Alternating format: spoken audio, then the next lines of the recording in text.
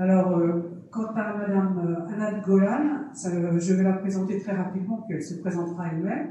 Elle est psychologue et psychologue clinicienne, neuropsychologue.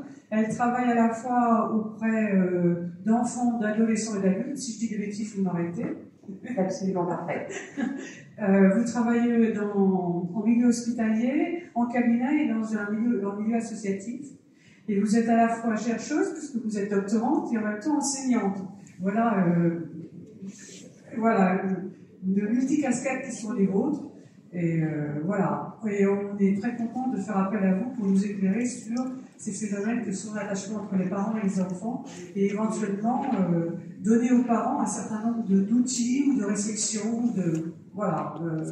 pour ces relations avec les enfants.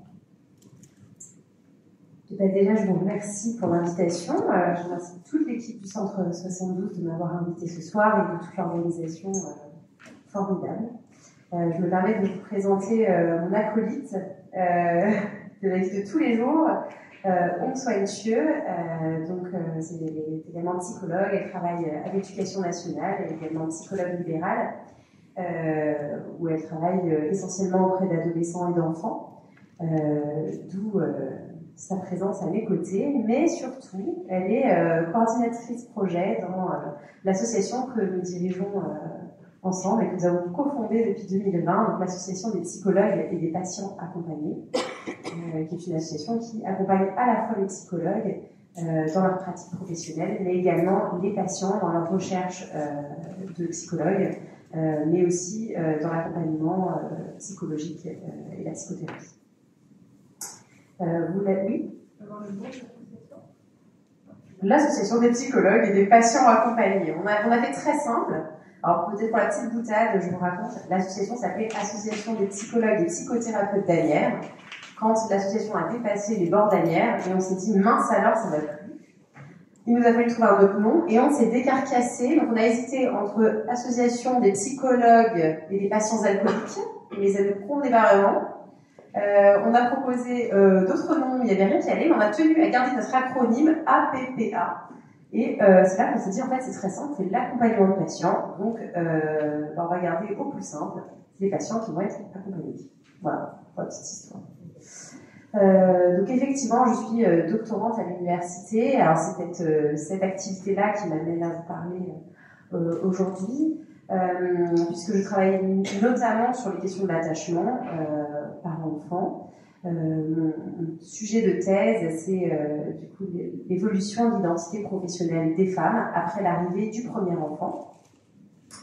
Et je m'intéresse essentiellement effectivement à cette manière qu'ont les femmes de s'attacher à la fois à leur lieu de travail, à leur objet de travail, mais aussi à leur enfant et comment ça vient faire bouger les choses en elles sur le plan professionnel, le fait de devenir mère, comment ça fait changer leur identité. Voilà. Commençons.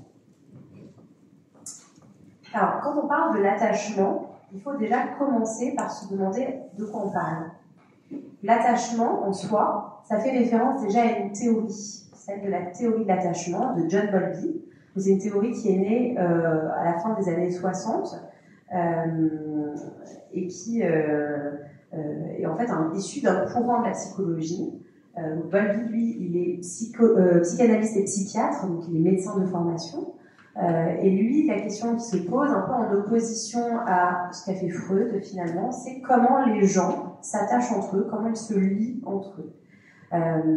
Il va s'appuyer sur de nombreux travaux de l'époque, notamment ceux de René Spitz, qui cherchent à comprendre également comment le lien entre la mère et l'enfant s'établit. Alors l'attachement, c'est avant tout un comportement social, c'est-à-dire qu'on est attaché à quelqu'un. On n'a pas un attachement dans le vide comme ça, on n'est pas juste attaché, on n'a pas un attachement, on a un attachement à quelqu'un. C'est-à-dire qu'en cas de détresse ou d'alarme, ça va activer la recherche de proximité avec ce quelqu'un, cette personne, qu'on va appeler la figure d'attachement ou le caregiver en anglais. Je vais vous expliquer rapidement un petit peu comment ça marche. En fait, on a un bébé qui est un peu l'étape numéro 1, c'est le bébé qui est tout en haut, là, qui pleure, qui va être dans une situation de détresse ou d'alarme, qui va ressentir un danger, qui va activer son système d'alarme. Le système d'alarme, une fois qu'il est activé, ça va activer automatiquement chez l'enfant son système d'attachement. Il n'a pas besoin de faire d'efforts, ça ne le fait pas exprès.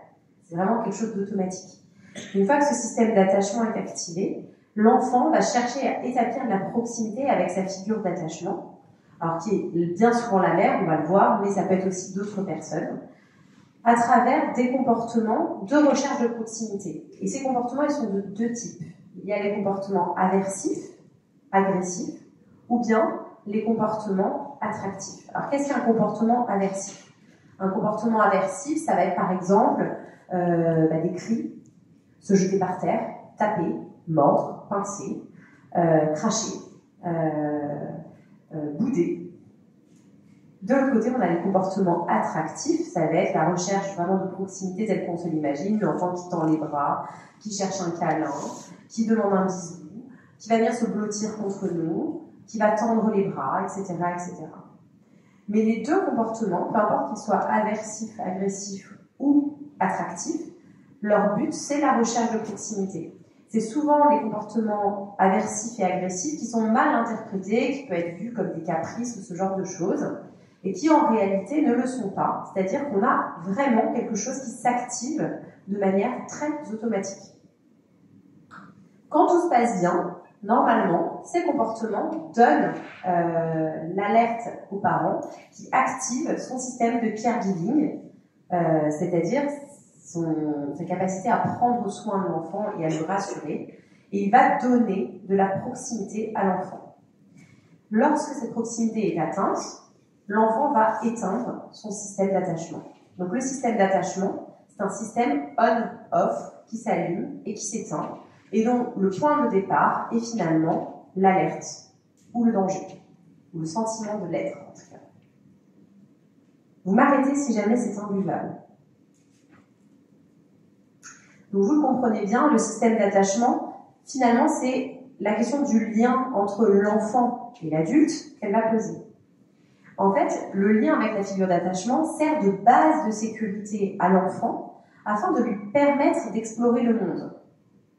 C'est-à-dire que l'enfant, puisqu'il s'attache de manière innée à celui qui lui apporte les soins, c'est cet attachement inné qui va lui permettre d'aller explorer le monde, qui va lui autoriser à aller explorer le monde de manière plus ou moins sécure. Une fois que l'attachement est intériorisé, John Bowlby dit, alors ça a un petit peu évolué depuis, mais John Bowlby dit qu'il sert de modèle de référence pour l'ensemble des relations sociales. C'est-à-dire qu'ensuite, peu importe les relations que l'enfant, et une fois que l'enfant est devenu adulte, l'adulte va avoir, l'ensemble des relations aux autres va être finalement calqué sur l'attachement qui s'est construit dans l'enfance. C'est-à-dire qu'un enfant qui serait insécure sera dans le futur un adulte insécure. Un enfant qui sera sécure sera ensuite un adulte qui deviendra sécure. Alors là, je symbolise un peu en sécure, insécure, vous allez voir que c'est en réalité un petit peu plus compliqué. Ce système d'attachement, on l'a dit, c'est un système qui est inné et qui est génétiquement programmé, nous dit Bowlby. C'est-à-dire que, si on s'imagine qu'on est un arbre, les racines, finalement, de cet arbre, c'est ce système d'attachement. Ensuite, selon que le vent souffle dans un sens ou dans l'autre, selon la personnalité qui va se construire l'enfant, eh bien, soit il va aller dans le sens du vent, soit il va aller à l'encontre du vent. Ça, c'est autre chose. Mais les racines, nous dit Bowlby, c'est finalement ce système d'attachement. Tout comme le système de caregiving est aussi intériorisé par les parents et il est génétiquement ancré en nous. On sait que ce système, il existe également chez les animaux. C'est quelque chose qui est un petit peu différent de ce qu'on appelle l'empreinte. Je ne sais pas si vous avez déjà vu, par exemple, ou lu Le vilain petit canard. Le vilain petit canard, on sait bien, c'est un petit canard qui ne ressemble pas aux autres petits canards, parce qu'en fait, c'est pas un canard. En fait, c'est un animal qui, lorsqu'il a éclos, a été pris sous l'aile finalement de la maman canard et qui, du coup, va être éduqué par elle. Et lui, il va s'attacher à elle comme si c'était sa mère, alors qu'en réalité, c'est un cygne. Et qu'il ne s'est pas attaché à sa mère parce qu'en réalité, c'est pas elle qui lui a apporté les soins. D'accord ? Alors, chez l'animal, on sait que c'est un petit peu différent parce que c'est plutôt celui qui donne à manger. Le premier qui a donné à manger, c'est lui qui va devenir un peu ce qu'on pourrait appeler pour l'humain la figure d'attachement. Mais chez l'animal, on appelle ça l'empreinte. Chez nous, on appelle ça plutôt l'attachement, parce que c'est pas celui qui nous donne à manger finalement auquel on s'attache, c'est celui qui nous apporte les soins au quotidien. C'est-à-dire que c'est un acte qui est répété dans le temps. C'est un système qui n'est pas figé, il peut donc évoluer tout au cours de la vie. Parce qu'on a une figure d'attachement principale, souvent la mère, on l'a dit, mais il y a aussi des figures d'attachement secondaires. Alors, on pense souvent aux grands-parents, on pense souvent aux tantes, aux oncles, mais en réalité, toute personne à laquelle on va s'attacher, nos amis, par exemple, au quotidien, sont aussi des figures d'attachement secondaires. Ça peut être aussi des collègues. Voilà, il peut y avoir toutes les personnes que l'on peut croiser peuvent devenir une figure d'attachement si tant est qu'elles prennent un peu soin de nous, finalement. Qu'on puisse s'appuyer sur elles. Alors la question que ça pose, du coup, c'est, on s'est dit ça, mais comment nous, les psychologues, on évalue l'attachement? On se dit, c'est très étrange, comment on peut évaluer la sécurité de quelqu'un? Donc je vais vous montrer une vidéo qui s'appuie sur le dispositif de Mary Ainsworth. Ainsworth, c'est une femme qui est un disciple de John Bowlby et qui a mis en place ce qu'elle appelle la The Strange Situation. C'est donc la situation étrange en français, ou la situation étrangère selon les traductions. Donc, je vais vraiment vous montrer comment ça se passe et je vais vous demander d'être un petit peu attentif aux réactions de l'enfant, aux réactions de la mère, et après je vous propose qu'on échange autour de cette vidéo pour vous donner vos impressions. Avec la question, est-ce que l'enfant est sécure ou non? Finalement, c'est ça la question que je vous demande. Donc je vais vous présenter le dispositif de Mary Ainsworth. Donc, on va placer l'enfant et la mère dans une salle avec des miroirs sans teint. Derrière le miroir, on a des chercheurs qui vont filmer et observer la scène. Il n'y a pas possibilité d'avoir moins de lumière sur le... Ça va devenir plus clair. Ça va devenir plus clair. Voilà, c'est plus clair. Donc on a un enfant qui a des jeux dans cette pièce et il joue. Vous voyez, c'est des jeux assez classiques, hein, finalement. Je pense qu'on a tous eu ça chez nous, ou on l'aura tous un jour. Voilà, des jeux d'empilement, des cubes, ce genre, vraiment des jeux très classiques. Donc l'enfant joue avec sa mère dans cette pièce et les chercheurs observent. Et ils filment pour pouvoir revoir ensuite. Donc ça, c'est la vision des chercheurs derrière la vitre sans teint. Donc là, on a l'enfant et la mère qui jouent ensemble. C'est le premier temps d'observation.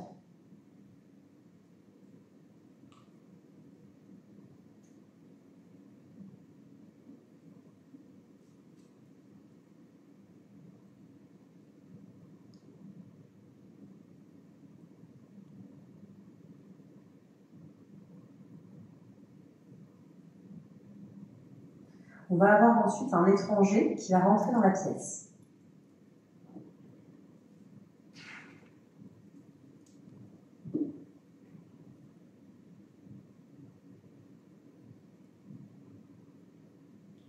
L'étranger va rentrer ensuite en interaction avec l'enfant, va chercher à jouer avec lui, en présence de la mère.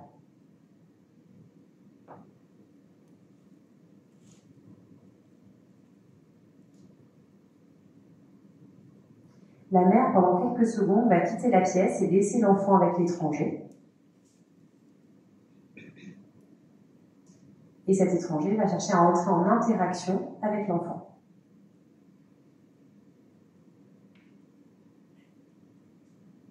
La mère revient et l'étranger quitte la pièce. C'est ce qu'on va appeler l'étape de la réunion, des retrouvailles. La mère joue avec son enfant.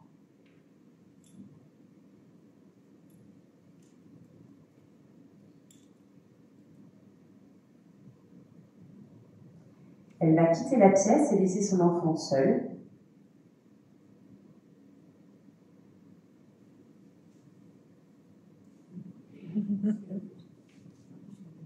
L'étranger revient.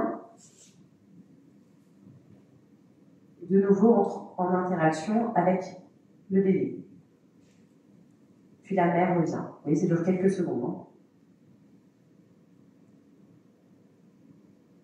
Et là, on observe les deuxièmes retrouvailles.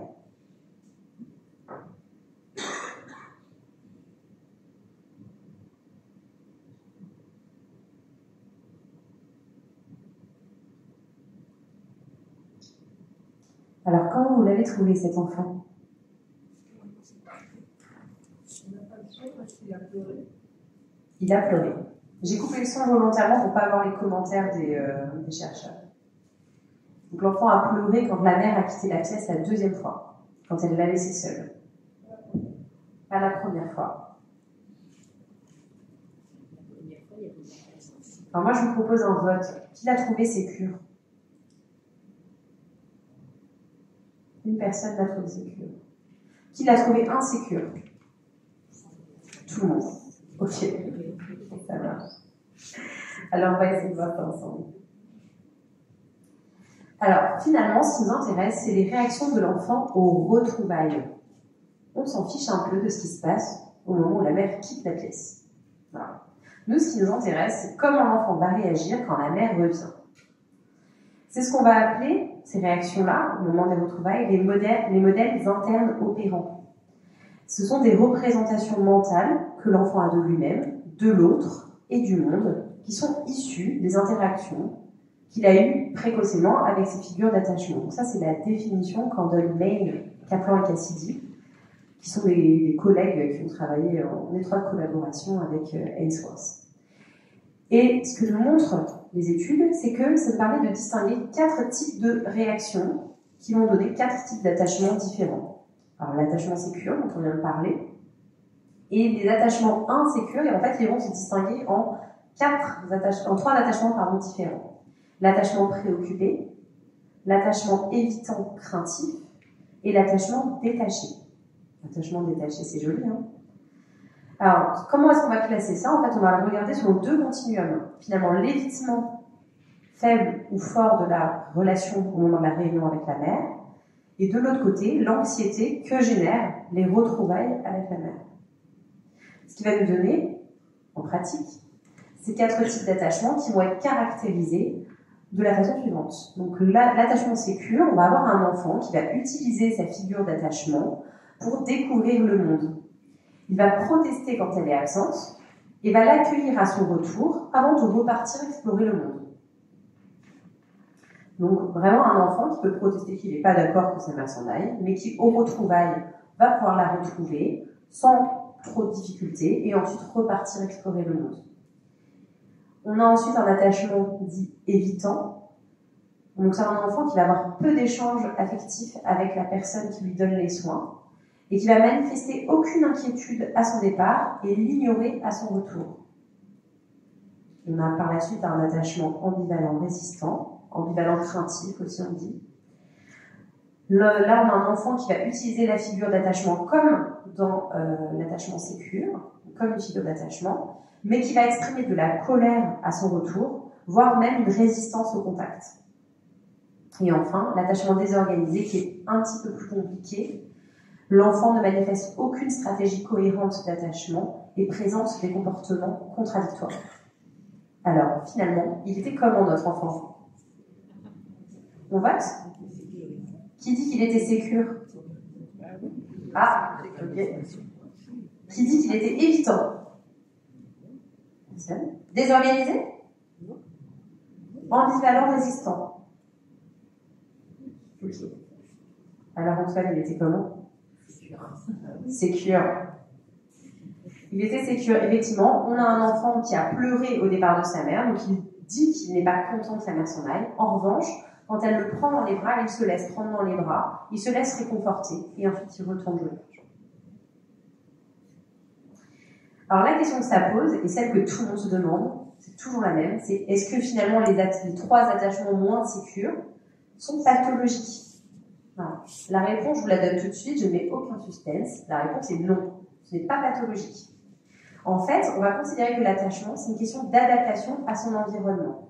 C'est-à-dire que finalement, si on regarde dans la population générale, on a quand même une grosse majorité de gens qui sont sécures, 55%.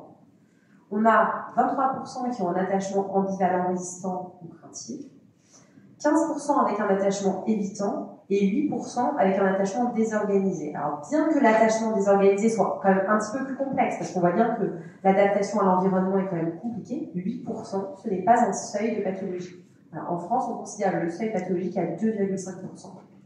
Donc, c'est une adaptation, finalement, et non une pathologie.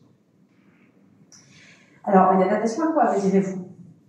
Une adaptation, en fait, au comportement de l'enfant. Et là, c'est le moment où je vais devoir vous déculpabiliser après cette diapo. C'est finalement la figure d'attachement qui va déterminer le style de l'enfant. On sait que certains comportements de la mère vont avoir une influence sur le type d'attachement de l'enfant. Alors, je parle de la mère parce que dans la théorie de l'attachement et surtout de John Bowlby, il a beaucoup théorisé par rapport à la mère. Mais en réalité, d'autres figures d'attachement fonctionnent. Hein. Je simplifie le propos en parlant de la mère. En réalité, si on se dit pourquoi est-ce qu'on pense à la mère, en fait, c'est vraiment très simple, hein, c'est mathématique. C'est elle qui passe le plus de temps avec l'enfant parce qu'elle est en congé maternité, en fait. Même si aujourd'hui les pères ont des congés paternité, c'est des congés maternité qui sont toujours inférieurs à ceux de la femme. Ils sont fractionnables, ils sont optionnels. Bon, l'évolution est meilleure, pour faire simple. Alors, les enfants sécures, comment sont leurs mères? Je caricature en disant comment sont leurs mères, mais pas toutes les mères des enfants sécures sont comme ça en réalité. On va faire très schématique. Alors, les enfants sécures. Leur mère, elle va se montrer disponible, prévisible, sensible aux signaux de l'enfant. Ses attitudes, sa conception du rôle de parent sont souples, elles sont pas figées. De manière générale, elles se montrent positives et réalistes quant au danger que peut rencontrer l'enfant. D'accord ? C'est pas la mère qui va faire quand l'enfant tombe. Globalement, voilà l'idée. Lorsqu'elle est en relation avec une autre personne, imaginons qu'elle a une discussion comme ça, et que là il y a un enfant à côté, c'est une mère qui va pouvoir maintenir le contact avec son enfant, bien qu'elle ait le contact avec quelqu'un d'autre. C'est-à-dire que l'enfant ne va pas être nié dans sa présence, même s'il est exclu de la discussion. Ces comportements-là favorisent, donc là attention c'est là où j'arrête de l'élément, ça favorise un attachement sécure. Ça ne veut pas dire qu'à tous les coups, si la mère se comporte comme ça, l'enfant sera sécure. Ça donne plus de chances, en revanche, qu'il le soit. Pour l'attachement ambivalent résistant, on va avoir une mère qui souhaite garder en fait auprès d'elle son enfant, qui va tendre à limiter quand même son autonomie, à beaucoup moins le laisser explorer le monde. C'est une mère qui va se montrer très craintive, beaucoup dans l'anticipation. Attention, tu vas te faire mal. Attention, non. Attention, si tu fais ci, tu fais ça, c'est ça. Voilà. Et qui finalement va le limiter dans son autonomie, ne pas le laisser explorer le monde à sa guise. Elle va interférer énormément dans cette exploration et finalement rendre dépendant l'enfant de sa présence, bienveillante certes, mais trop envahissante. Elle va se montrer sensible au sentiment de peur chez son enfant et va même le générer finalement. Elle va avoir besoin de se sentir importante à ses yeux et s'assurer en fait en permanence, inconsciemment, qu'il a besoin d'elle. Chez les enfants qui ont un attachement évitant, on va plutôt avoir des mères qui vont avoir des comportements de type effrayant.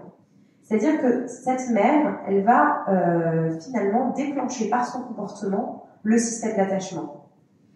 Elle va se montrer incapable d'assurer la sécurité de l'enfant. Elle va donner l'impression à l'enfant qu'elle ne peut pas répondre en cas de danger, qu'elle ne peut pas le sécuriser. Elle va provoquer finalement par son comportement une alarme. C'est elle le danger. Et elle n'est pas ensuite en mesure d'activer correctement son système de caregiving, ce qui fait qu'en fait, l'enfant active son système d'alarme, l'enfant active son système d'attachement, mais qu'il n'arrive pas à l'éteindre. Et enfin, pour l'attachement désorganisé, on va avoir plutôt des mères qui vont avoir tendance à rejeter les contacts physiques avec l'enfant. Elle va avoir des attitudes d'interprétation presque agressive de son enfant. Elle va beaucoup interpréter les choses en disant qu'il est capricieux, qu'il fait exprès, que c'est contre elle, qu'elle en peut plus, que c'est insupportable son comportement, ce genre de phrases qui peuvent sortir quand même très régulièrement. Ce qui fait que, en fait, elle va passer à côté du fait que son enfant est en détresse. Ce qui va renforcer, du coup, les comportements aversifs de l'enfant et agressifs. Et d'autant plus enrichir le sentiment de persécution de la mère, et on rentre dans la spirale infernale. C'est globalement ces enfants-là que nous, on retrouve en fait en consultation. Finalement, ces mères-là, elles vont être un peu dans le déni des émotions de l'enfant. Ça va toujours ? Alors, chez le parent, on va vous parler de l'enfant. il faut savoir que le parent aussi a un système d'attachement. Un système d'attachement à son propre parent, ce qu'on va appeler le bonding parental. C'est-à-dire, bonding en anglais, le lien, donc d'être lié. On va avoir donc 4 types d'attachement, comme pour l'enfant. Donc l'attachement autonome, l'attachement préoccupé, l'attachement minimisant et l'attachement confus. Vous voyez, on retrouve à peu près les mêmes pourcentages, finalement, chez l'adulte que chez l'enfant.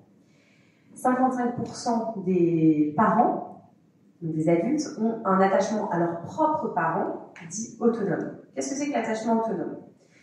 Eh bien, c'est un parent qui va être en mesure, finalement, de faire une description détaillée et cohérente de ses expériences avec ses propres parents, qu'elles soient positives ou négatives. C'est-à-dire que ce parent, il est à l'aise avec les imperfections de son propre parent, mais aussi avec ses propres imperfections. Il sait qu'il n'est pas parfait, il sait qu'il n'atteindra pas la perfection, et c'est OK pour lui. Ça correspond globalement avec des enfants qui sont sécures.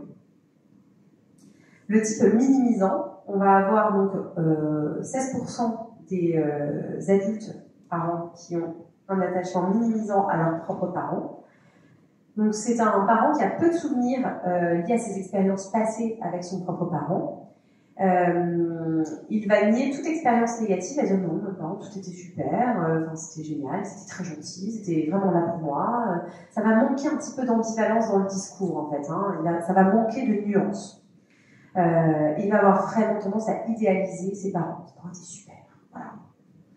Et bien ça va être plutôt des parents qui vont ensuite avoir des enfants avec un attachement évitant. Ensuite, on va avoir le type préoccupé. Donc là, ça va être des souvenirs très vagues. Le parent va beaucoup exprimer l'impression que c'est difficile de se souvenir, que ça ne revient pas, qu'on ne se souvient de rien. À l'inverse, il va y avoir par contre beaucoup de colère envers les parents. Ça va correspondre davantage à des parents qui ont des enfants ambivalents résistants, craintifs. Et enfin, on a un type confus. Donc là, on va avoir un discours complètement incohérent, il va y avoir un peu tout et rien à la fois, contradictoire, incomplet, et ça va correspondre davantage avec des parents qui ont des enfants avec un attachement de type désorganisé.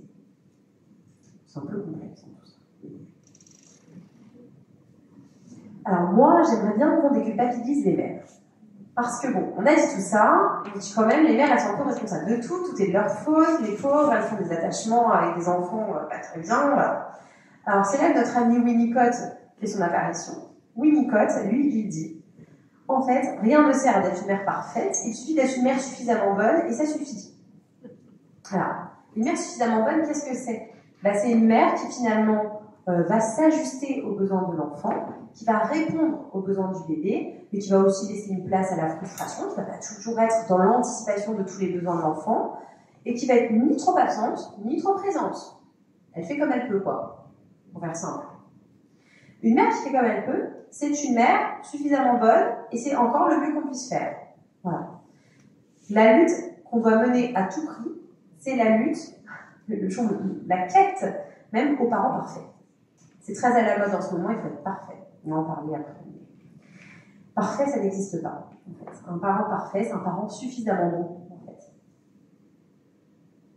L'enjeu, lorsque l'attachement est sécure, c'est de permettre à l'enfant, finalement, une meilleure gestion de ses émotions, un développement plus fluide, y compris dans ses capacités cognitives et donc intellectuelles, mais aussi dans le développement de ses relations avec les autres. C'est-à-dire que l'enfant qui va avoir finalement un attachement sécure, il va avoir une plus grande capacité à explorer, à se détacher, mais aussi à se lier aux autres, à apprendre et à devenir autonome. Et le rôle du parent, il ne faut pas l'oublier, c'est de rendre son enfant autonome et adapté à la société. Voilà. Donc l'attachement sécure, c'est effectivement l'idéal finalement à chercher, mais en même temps, vous allez voir que c'est un petit peu plus complexe que ça. Alors maintenant, je vais apporter un peu de nuance à tout ce qu'on s'est dit. Est-ce qu'il y a un seul type d'attachement? Non. Pourquoi? En fait, les études initiales, celles de Bowlby, déjà, elles s'intéressaient qu'à la mère. Donc forcément, on parlait d'un seul attachement. Aujourd'hui, on vérifie des choses auprès du père, auprès des figures secondaires, et puis on regarde un peu ce qui se passe. En fait, les études, elles démontrent que le pouvoir consolateur de la mère est supérieur à celui du père. C'est-à-dire que Quand un enfant se fait mal, il n'a pas du tout envie que ce soit son père qui le prenne dans les bras, qui le console, il a envie que ce soit maman qui vienne. Bon, on n'a pas inventé l'eau chaude en disant ça, parce que tout le monde le savait, il n'y avait pas besoin que je vienne pour vous le dire. Par contre, lors de la situation étrange, celle qu'on a vue tout à l'heure de Mary Ainsworth, il est démontré que l'enfant présente les mêmes signes lorsque c'est le père dans la pièce que lorsque c'est la mère. On sait aussi que l'enfant préférera toujours la présence du père à la présence d'un étranger, ce qui montre que quand même il a un attachement au père.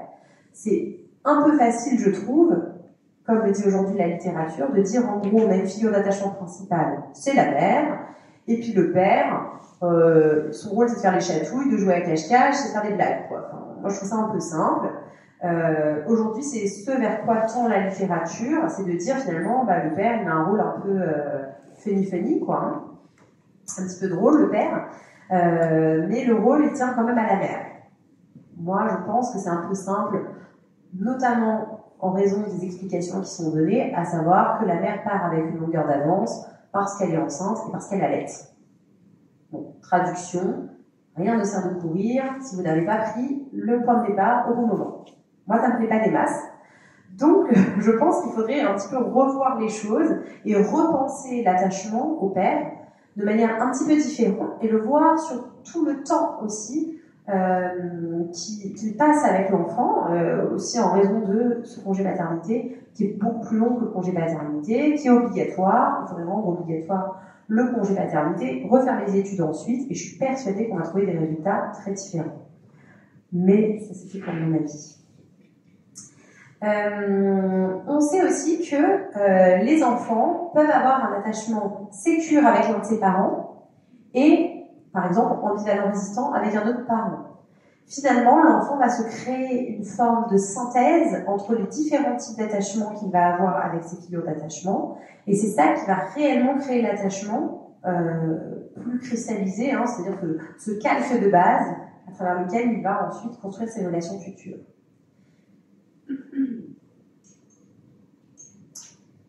À l'âge adulte, l'attachement va jouer un rôle dans la représentation qu'on se fait de la relation affective. Le bonding, on l'a dit, c'est ce qui va représenter les comportements particuliers que la mère va adopter face à son bébé, qui va traduire le lien qui les unit. Le psychanalyste Pierre de Lyon évoque la parentalité comme étant l'ensemble des remaniements physiques et psychiques à l'œuvre chez chaque parent pour investir le bébé et s'y attacher. D'accord ? C'est-à-dire que le bébé tout seul, comme dit Winnicott pour le paraphraser, cela n'existe pas. En fait, on est toujours dans une diade, une triade, un système complexe en réalité si on cherche à s'attacher aux dernières théories sur l'attachement. Il faudrait toujours étudier le bébé en lien avec les gens qui l'entourent, en fait. Donc, la parentalité, qu'est-ce que c'est ? Eh bien, c'est devenir père et devenir mère. Pierre de Lyon nous dit, en fait, il n'y a pas de parentalité, il y a une maternalité et une paternalité. C'est différent, c'est des processus qui sont différents et qui se distinguent l'un de l'autre. D'accord ? On sait que le devenir mère, ça va impliquer beaucoup plus, comme le devenir père, que le simple fait de la grossesse. Ça implique des remaniements et physiques et psychiques. Finalement, ça demande de laisser une place au bébé, mais même avant sa naissance. C'est pourquoi on prépare la chambre du bébé, on achète des petits vêtements, on prévoit des petits doudous qui souvent ça pas grand-chose. Voilà, toutes ces petites choses en fait qui vont faire place au bébé, et psychiquement et physiquement. Et la parentalité, elle va s'appuyer à la fois sur la maternalité et la paternalité. Soleru dit que la maternalité s'appuie sur l'ensemble des représentations mentales, des affects, des désirs, des comportements en relation avec son enfant. On pourrait dire la même chose en fait de la paternalité. Alors, s'il y a deux processus distincts, la maternalité et la paternalité, la question que ça pose finalement, c'est comment on fait le lien entre les deux. En fait, il faut qu'il y ait alliance entre le père et la mère. Et ça, c'est essentiel. Ce qui fait alliance, c'est souvent très implicite, c'est le lien qui unit le père et la mère, qui parfois n'ont pas les mêmes valeurs, il faut se le dire. Il arrive que le père et la mère ne soient pas du tout d'accord sur les valeurs éducatives, d'ailleurs, qu'on donne à l'enfant. Mais néanmoins, dans toute société, il y a toujours deux valeurs qui font l'unanimité, c'est l'interdit de l'inceste et l'interdit du parricide. C'est-à-dire qu'on ne doit pas tuer ses parents. Là, ça, les deux parents sont toujours d'accord. Il ne faut pas nous tuer. On est d'accord? Ok. Et on ne doit pas tomber amoureux les uns des autres. Voilà, ça me paraît un peu la base de chaque système familial. Les interactions entre les parents et les enfants, et les parents entre eux d'ailleurs, sont de plusieurs types. Il y a des interactions comportementales, j'ai moins ici, comportementales, fantasmatiques et affectives. Il n'y a pas un seul type d'interaction possible, c'est l'ensemble des interactions qui comptent. Qu'est-ce qu'une interaction comportementale? C'est tout ce qu'on peut observer, en fait. C'est la manière dont on va se comporter l'un avec l'autre. Alors, l'enfant avec les parents, les deux parents entre eux, les deux parents avec les enfants. Pour prendre un exemple tout bête, moi, il est arrivé que je rencontre des parents qui viennent seuls, un parent qui est seul avec son enfant. Je me suis dit, mince, qu'est-ce qui se passe? Je ne comprends pas le problème. Je demande à ce que le parent vienne, donc il vient tout seul avec son enfant. Et je lui dis, mince, tout va bien, qu'est-ce qui se passe? Et là, vous faites venir les deux parents, et vous vous dites, ah, ok, j'ai compris. Ça va pas du tout, en fait. L'enfant perd sa place lorsque les deux parents sont ensemble. Parce que les disputes prennent de la place, parce qu'il y en a un des deux qui n'a pas un attachement très sécure et qui a besoin de beaucoup de la présence de l'autre. Voilà, pour diverses raisons, l'enfant va perdre sa place. Donc ça, c'est les interactions comportementales. Ensuite, il y a les interactions affectives. Ça va se caractériser par les vécus émotionnels et affectifs, c'est-à-dire ce qui est interne, qui va pouvoir circuler entre le parent et le bébé et réciproquement. Et enfin, les interactions fantasmatiques, c'est finalement l'histoire qu'on va se raconter, le récit de nos histoires personnelles et communes. Le problème que rencontrent les parents de nos jours, c'est celui des injonctions. En particulier les femmes qui, on doit le dire statistiquement, elles supportent 75% de la charge mentale du foyer. C'est énorme. C'est-à-dire que même quand les pères sont très impliqués, eh bien, en fait, on va avoir des femmes qui vont dire, oui, mais moi, en fait, je dois dire à mon conjoint quoi faire. Traduction, sa charge mentale n'a pas diminué. Les femmes, en particulier, elles sont en proie à de nombreuses injonctions paradoxales. Avez-vous déjà vu un père au parc avec son enfant? De plus en plus chez les jeunes pères. Ouais, je suis d'accord avec vous. Et qu'est-ce que ça suscite en nous? Ma génération d'admiration, ce qui n'est peut-être pas normal. Ouais. En fait, quand un père va au parc, on se dit, oh, c'est trop mignon, c'est adorable. Voilà. Moi, je vais vous donner un exemple bête. Par exemple, ce soir, j'ai ma meilleure amie qui m'a appelée. Je lui ai dit que j'étais là. Et elle me dit, mais qui s'occupe des enfants? Je dis, maman. Elle me dit, il est gentil quand même. Il est vraiment gentil. Heureusement qu'il est là. Voilà. Vous avez compris, je suis pas trop d'accord avec ça. Donc, effectivement, un père qui va faire un peu, on va trouver que c'est super. Voilà. Une femme qui va faire beaucoup, on va trouver que c'est normal. Voilà. Mais, ce qui va se surajouter, en plus des anciennes générations qui, elles, avaient déjà, finalement, ce côté-là, c'est la question des injonctions. Alors, je vous aurais fait une petite liste, mais je pense qu'on peut la rallonger facilement une quarantaine d'autres exemples. D'injonctions paradoxales. Il faut laisser pleurer l'enfant, sinon il va devenir capricieux, évidemment. Mais il ne faut surtout pas le laisser pleurer, car cela va l'insécuriser. Faites avec. Il ne faut pas punir, c'est pas bien. Mais il ne faut pas être trop laxiste. Il ne faut pas dormir avec son bébé, sinon ça fait des tanguis. Mais il faut aussi pratiquer le cododo, parce que ça favorise l'allaitement et la montée de lait.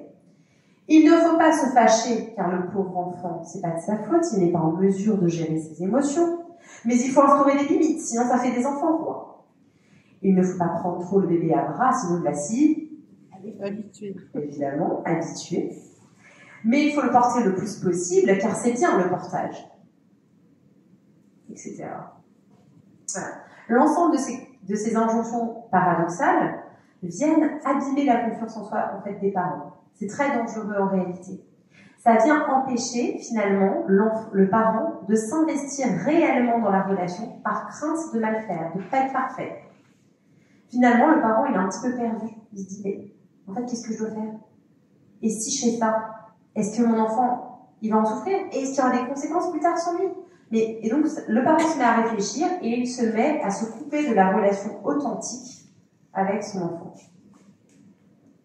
Le lien qui va être perçu par le bébé, qui n'est pas en mesure de parler, le bonding, comme on en a parlé jusque-là, se trouve par voie de conséquence directement fragilisé.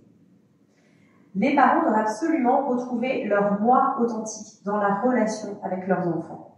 D'accord ? C'est-à-dire qu'ils doivent accepter de revenir à l'essentiel, juste la bienveillance. Voilà. S'il y a cet ingrédient, il y a à peu près tout. Voilà. La bienveillance, je vais vous inviter fortement à la distinguer de la positivité. Qu'est-ce que la parentalité positive? Alors, la parentalité positive, on va prendre un exemple. Mon enfant dessine sur le mur. Qu'est-ce qu'on dirait s'il était positif? Il exprime sa créativité. Il exprime sa créativité, bien sûr. Alors, on pourrait très bien lui dire, parentalité positive, oh mon chéri, tu avais très envie de dessiner, avec une voix bienveillante, c'est important. On s'entraîne, Alors, mon chéri, le sourire c'est très important. Tu avais très envie de t'exprimer, je vois que tu avais beaucoup de choses à dire. Bon, tu sais, écrire sur le mur, c'est pas super, mais si tu veux la prochaine fois, je te donnerai une feuille et tu pourras exprimer toute ta créativité. Voilà, parentalité positive. Qu'est-ce qu'on a envie de faire en vrai quand son enfant dessine sur le mur? Ouais. Clairement, on n'a pas du tout envie d'être positif. Moi, quand mon enfant écrit sur le mur, je vais lui dire, mais tu te fous de moi? Tu écris sur le mur, mais qui va nettoyer maintenant? Voilà, ça c'est plutôt ce que j'ai envie de dire. J'ai surtout pas envie de dire, oh, mon chaton, tu as dessiné. Voilà, ça ne marche pas du tout. N'empêche qu'aujourd'hui, dans les médias, la parentalité positive, ça circule. On en entend beaucoup parler. C'est catastrophique en réalité. Ça ne fait pas du tout consensus dans le monde scientifique.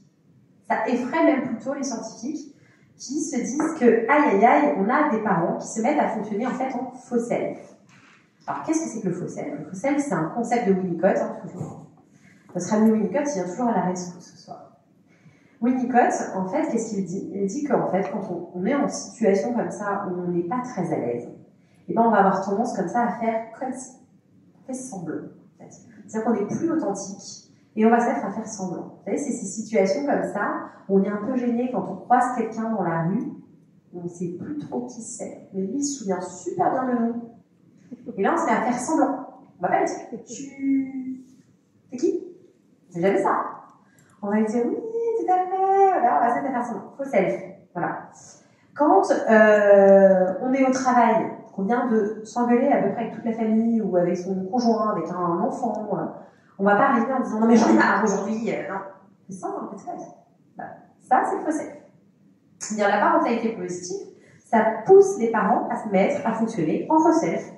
En fait, ils vont se mettre à sourire tout le temps. Voilà. On les reconnaît au parc, ceux-là. Ils se mettent à la hauteur de l'enfant et ils sourient. Ils ont l'air tellement zen, mais au fond d'eux, ils ne le sont pas. C'est ça le drame. C'est qu'ils ne le sont pas du tout. Et que ça, l'enfant, il le perçoit. En fait, l'enfant, il perçoit que le parent, il n'est pas du tout en accord avec lui-même. Et c'est là qu'il y a une brèche, en fait. C'est-à-dire que l'enfant, il se met à se dire, mais c'est bizarre quand même. Je fais une grosse bêtise, je ne suis pas fâchée. Allons essayer autre chose, on va voir si ça marche. Et ça marche! C'est génial! Et là, l'absence de limite est très angoissante pour l'enfant. L'enfant, il aime qu'on lui dise non. Les gens qui vous diront que l'enfant n'aime pas le non, ils ont rien compris. L'enfant, il aime qu'on lui dise non. Tu arrêtes maintenant, ça suffit.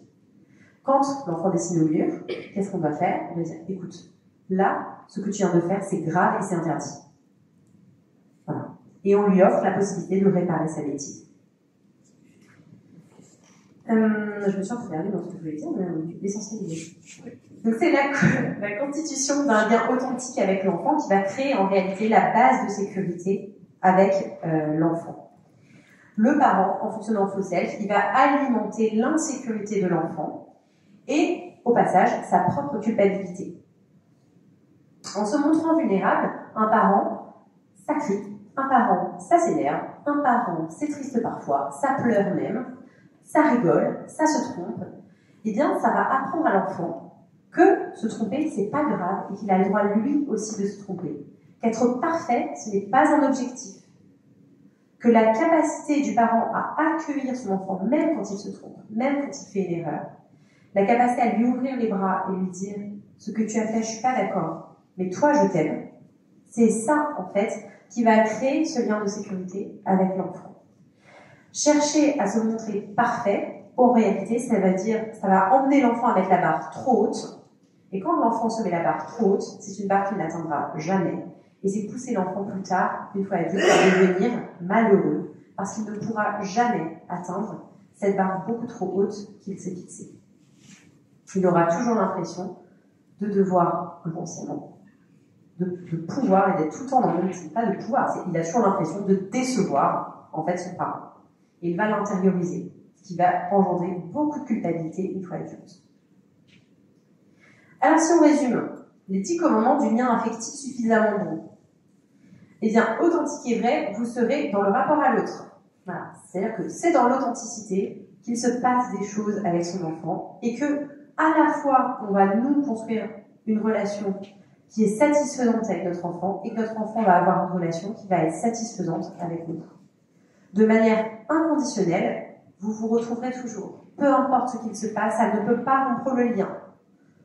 Le loup ne va pas venir le manger, la sorcière ne va pas venir l'emporter, on ne va pas l'emmener au commissariat s'il fait une bêtise. Voilà. C'est ça qu'on va vraiment rassurer l'enfant sur le fait que de manière inconditionnelle, on sera toujours là pour lui. Néanmoins, on est très fâchés. Voilà. D'un câlin, d'un bisou, on ne prive jamais. L'enfant, on l'a vu, lorsqu'il active son système d'attachement, il est en recherche de proximité. Et le seul moyen d'éteindre ça, c'est de lui donner la proximité. Donc quand un enfant veut un câlin ou un bisou, il faut lui donner. Si on n'est pas en mesure de lui donner maintenant, on peut lui dire « Tu sais, là, je suis très énervée, là, tout de suite, je n'ai pas envie de te faire un bisou. Mais laisse-moi me calmer et je t'en fais un tout à l'heure. » On sort 5 minutes, on prend un peu sur soi, on lui fait un gros câlin et on lui redit ensuite « Tu sais, c'est pas parce que je t'ai fait un câlin que j'oublie ce qui s'est passé. » C'est pas pareil que de le priver de dire « Non, je suis très énervée, de toute façon, moi, j'aime pas les petits enfants qui font ça. » Mauvaise idée. L'enfant devient très vite insécure et en réalité, la seule chose que ça va faire, c'est lui apprendre que nous-mêmes, nous sommes dangereux parce qu'on peut l'abandonner. Commandement numéro 4. Toujours être en lien avec la bêtise faite, la punition sera. Alors, j'entends souvent des trucs assez fous. L'autre jour, j'ai entendu un parent qui a puni un enfant de 4 ans en faisant des lignes de copie. Alors, j'étais un peu dérangée quand même. C'est-à-dire qu'un enfant de 4 ans, c'est pas lire. L'enfant ne savait pas ce qu'il écrivait d'ailleurs. Je lui ai demandé, mais qu'est-ce que tu as écrit? Il me dit, je sais pas, j'ai juste recopié. D'accord. Pourquoi t'as fait ça? Pour faire plaisir à mon papa. Pourquoi? Parce qu'il était très énervé. Et si tu sais les lignes, ça le calmait. Voilà. C'est pas très en rapport avec la bêtise faite. L'enfant qui dessine sur le mur, on lui demande de venir nettoyer. Typiquement, c'est une punition suffisante. Pour lui, nettoyer, c'est déjà horrible. Effacer sa bêtise, quoi. Alors, l'enfant n'est pas toujours en mesure d'aller nettoyer tout seul. Et c'est là où les parents ont un peu de travail à faire sur eux. C'est-à-dire que l'enfant, quand il n'est pas capable, il faut lui dire « Tu viens nettoyer avec moi ». Parce que c'est très compliqué. L'enfant peut vraiment avoir un sentiment d'humiliation, en fait, quand on le regarde nettoyer. C'est-à-dire qu'il y a vraiment cet aspect de contemplation, un peu comme autrefois quand on disait à l'enfant « Tends ta main que je te tape sur les doigts ». Non, on ne va pas participer à la punition. En revanche, nettoyer avec l'enfant, puis soyez honnête, il ne va pas nettoyer le mur correctement de toute façon, ça aide l'enfant à entrer dans la réparation et à comprendre qu'une bêtise, c'est pas pour toujours, qu'on peut la réparer. Ça ne veut pas dire que ça l'efface, ça veut dire qu'on est capable de faire mieux. Alors cette règle, on l'aime beaucoup. La règle numéro 5, 1 minute par âge de vie, le time out n'excédera pas. C'est-à-dire que le time out, c'est le fait de mettre à l'écart l'enfant. le mettre au point, dans sa chambre. C'est 1 minute par âge de vie. 1 an, 1 minute. 2 ans, 2 minutes. 3 ans, 3 minutes, etc., etc. Jusqu'à minimum 10 ans. 1 minute, je vous propose qu'on fasse 1 minute de silence pour se rendre compte combien c'est long. Vous le faire un jour chez vous, un jour où vous êtes en train de vous disputer avec votre conjoint, vous vous dites stop, j'arrête tout. Pendant 1 minute, on se regarde dans le blanc des yeux et on ne se parle pas. Quand vous êtes très énervé, quand vous êtes en crise, 1 minute, c'est horriblement long. Quand on attend une bonne nouvelle ou une mauvaise nouvelle, 1 minute, c'est horriblement long. Un enfant qui est mis de côté, c'est un enfant qui trouve le temps long. Et d'ailleurs, quand on lui dit « tu réfléchiras à ta bêtise », est-il en mesure de le faire? En fait, pas avant 7 ans. Pas avant 7 ans. Pourquoi? Parce qu'il n'a pas les structures cérébrales qui le lui permettent. Pour avoir ces structures cérébrales capables d'élaborer en fait un retour en arrière et un retour d'expérience, il faut que nos fonctions exécutives soient développées, c'est-à-dire qu'on ait un cortex frontal qui soit plus mature. Avant 7 ans, c'est complètement impossible. Règle 6, éviter une crise ne le peut jamais. Alors moi, je rencontre très souvent dans ma pratique des parents qui font un peu tout et n'importe quoi pour éviter la crise. Parce que, soyons honnêtes, la crise, c'est insupportable. Un enfant qui se jette par terre, moi j'appelle ça le cécédille. Je ne sais pas si vous voyez cette position de l'enfant, là, de se mettre en arrière, je trouve que ça ressemble à un cécédille. Eh bien, ça, l'enfant peut être, une fois qu'il est en crise, on ne peut rien faire pour l'éviter. C'est-à-dire que, au contraire, l'enfant, on l'a dit, comportement du coup agressif, aversif, il a déjà activé en fait son système d'attachement. Il est en recherche de proximité. Le parent qui essaye de faire tout et n'importe quoi, de faire diversion, de lui offrir des bonbons, il ne donne toujours pas ce dont on a besoin, c'est-à-dire de la proximité. Donc la crise, elle aura lieu quoi qu'il arrive. Vous pouvez la différer autant que vous voulez, vous pourrez de toute façon pas l'éviter. Donc il faut laisser la crise se réaliser et ensuite chercher le distinguo entre les cris de la crise et les pleurs. Quand l'enfant passe aux pleurs, c'est là où il faut intervenir et le prendre dans nos bras. Règle 7, s'écouter soi-même, vous devez. Donc, je pense que j'ai assez argumenté pour ne pas trop détailler, mais il faut absolument s'écouter soi-même. On fait avec qui on est, un parent suffisamment bon, c'est parfait. Règle 8, s'opposer à l'autre parent devant les enfants, jamais vous ne ferez. Ah non, on l'a tous fait déjà au moins une fois. Là. Effectivement, il arrive qu'on ne soit pas tout à fait d'accord avec notre parent. On n'a qu'une envie, c'est de prendre la défense de nos chérubins, voilà, notre sang. Là, on est prêt à en découdre avec l'autre, mais ce n'est pas du tout le moment de le faire. Pourquoi? Parce que, encore une fois, on l'a dit, l'enfant a besoin que ses parents fassent alliance. Sinon, de nouveau, c'est une brèche. Donc pour ça, en fait, il faut se créer un code entre parents, même quand on n'est pas d'accord. Moi, par exemple, avec mon mari, je lui tape sur le dos et je dis « Chérie, je peux te parler 2 minutes ?» Voilà, tout simplement. Et en général, ça marche très très bien. Il me dit « Oui, bien sûr », avec un air un peu énervé. Il me suit et je dis « Chérie, je vais prendre le relais. C'est bon. » Et donc il retombe dans les enfants, il dit « T'as envoyé !» Et puis il s'en va. Et puis je prends le relais. De la même façon, quand moi, je suis très énervée, il va venir et lui, son petit signe de l'autre côté, ça va plutôt me faire voilà, un petit signe de tête qui signifie bon là tu pousses le bouchon un peu loin, hein, tu as poussé mes nez dans les orties, calme-toi. Et en général, je m'en vais, je vais goûter dans ma chambre, et puis je reviens, je suis un peu plus calme, et lui il a pris le relais. Voilà. De manière générale, on a le droit de ne pas être d'accord, on ne se le dit pas devant les enfants. En cas de séparation, et là j'ai mis pour la séparation, mais c'est vrai au-delà, jamais ne sera instrumentalisé l'enfant. Jamais on dit tu préfères vivre avec papa ou avec maman?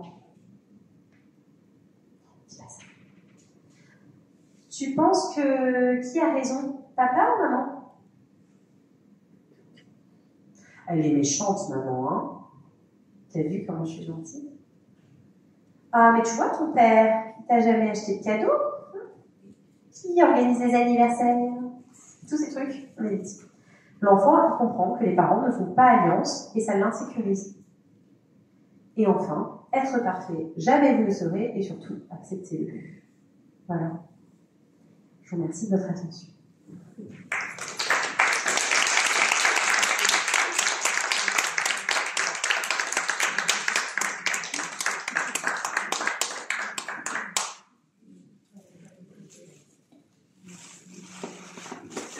selon nos habitudes, c'est maintenant le moment des questions, des réponses, éventuellement. Qui souhaite commencer à des choses, des questions à poser? Je vous passe le micro.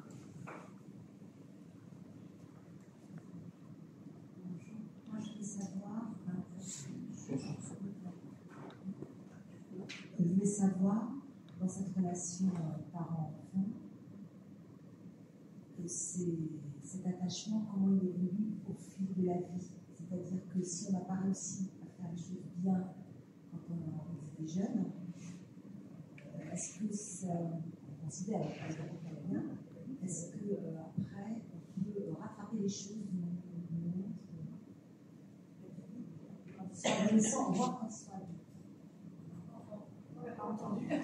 Je repose la question, elle me demandait si, une fois que l'attachement, on estime qu'il n'a pas été très bien fait, est-ce qu'on peut rattraper les choses ou non, y compris quand ils sont adolescents ou adultes? Alors oui, il faut savoir que l'enfant, il va développer son système d'attachement et il va surtout cristalliser un peu autour de 1 an. Donc vous imaginez bien que si tout se joue entre 0 et 1 an, l'impression est forte, quoi. Bon. On sait qu'ensuite, les choses peuvent bouger, mais que c'est plus difficile. En fait, l'enfant, évidemment, tant qu'il est jeune, il a une plasticité cérébrale qui va favoriser, en fait, la modification des patterns d'attachement, mais qu'il n'est jamais trop tard, parce qu'on va rencontrer des gens au fil de notre vie qui vont nous rendre plus ou moins sécures. Si je prends, par exemple, mon cas propre, moi, quand j'étais enfant, j'étais très timide, je restais beaucoup derrière ma mère, je ne bougeais pas. Le voici. Jamais j'aurais parlé devant des gens. Alors aujourd'hui, je le fais sans aucun stress. Parce qu'en fait, j'ai rencontré aussi des gens au cours de ma vie auxquels j'ai pu m'identifier, qui ont permis, en fait, que je développe aussi d'autres patterns d'attachement avec d'autres personnes, d'autres identifications, que j'intériorise et qu'ensuite je réutilise dans le quotidien. Donc en fait, rien n'est jamais figé. C'est toujours plus difficile, ça met plus de temps à bouger, mais tout peut toujours évoluer. Y compris quand on est vieux, même à ça de la mort. Les figures d'attachement ne sont pas que les parents.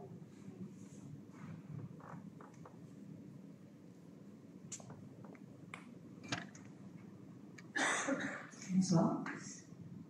Est-ce qu'on peut avoir plusieurs enfants, et en particulier un sécure et un autre pas sécure en fait? Et pourquoi?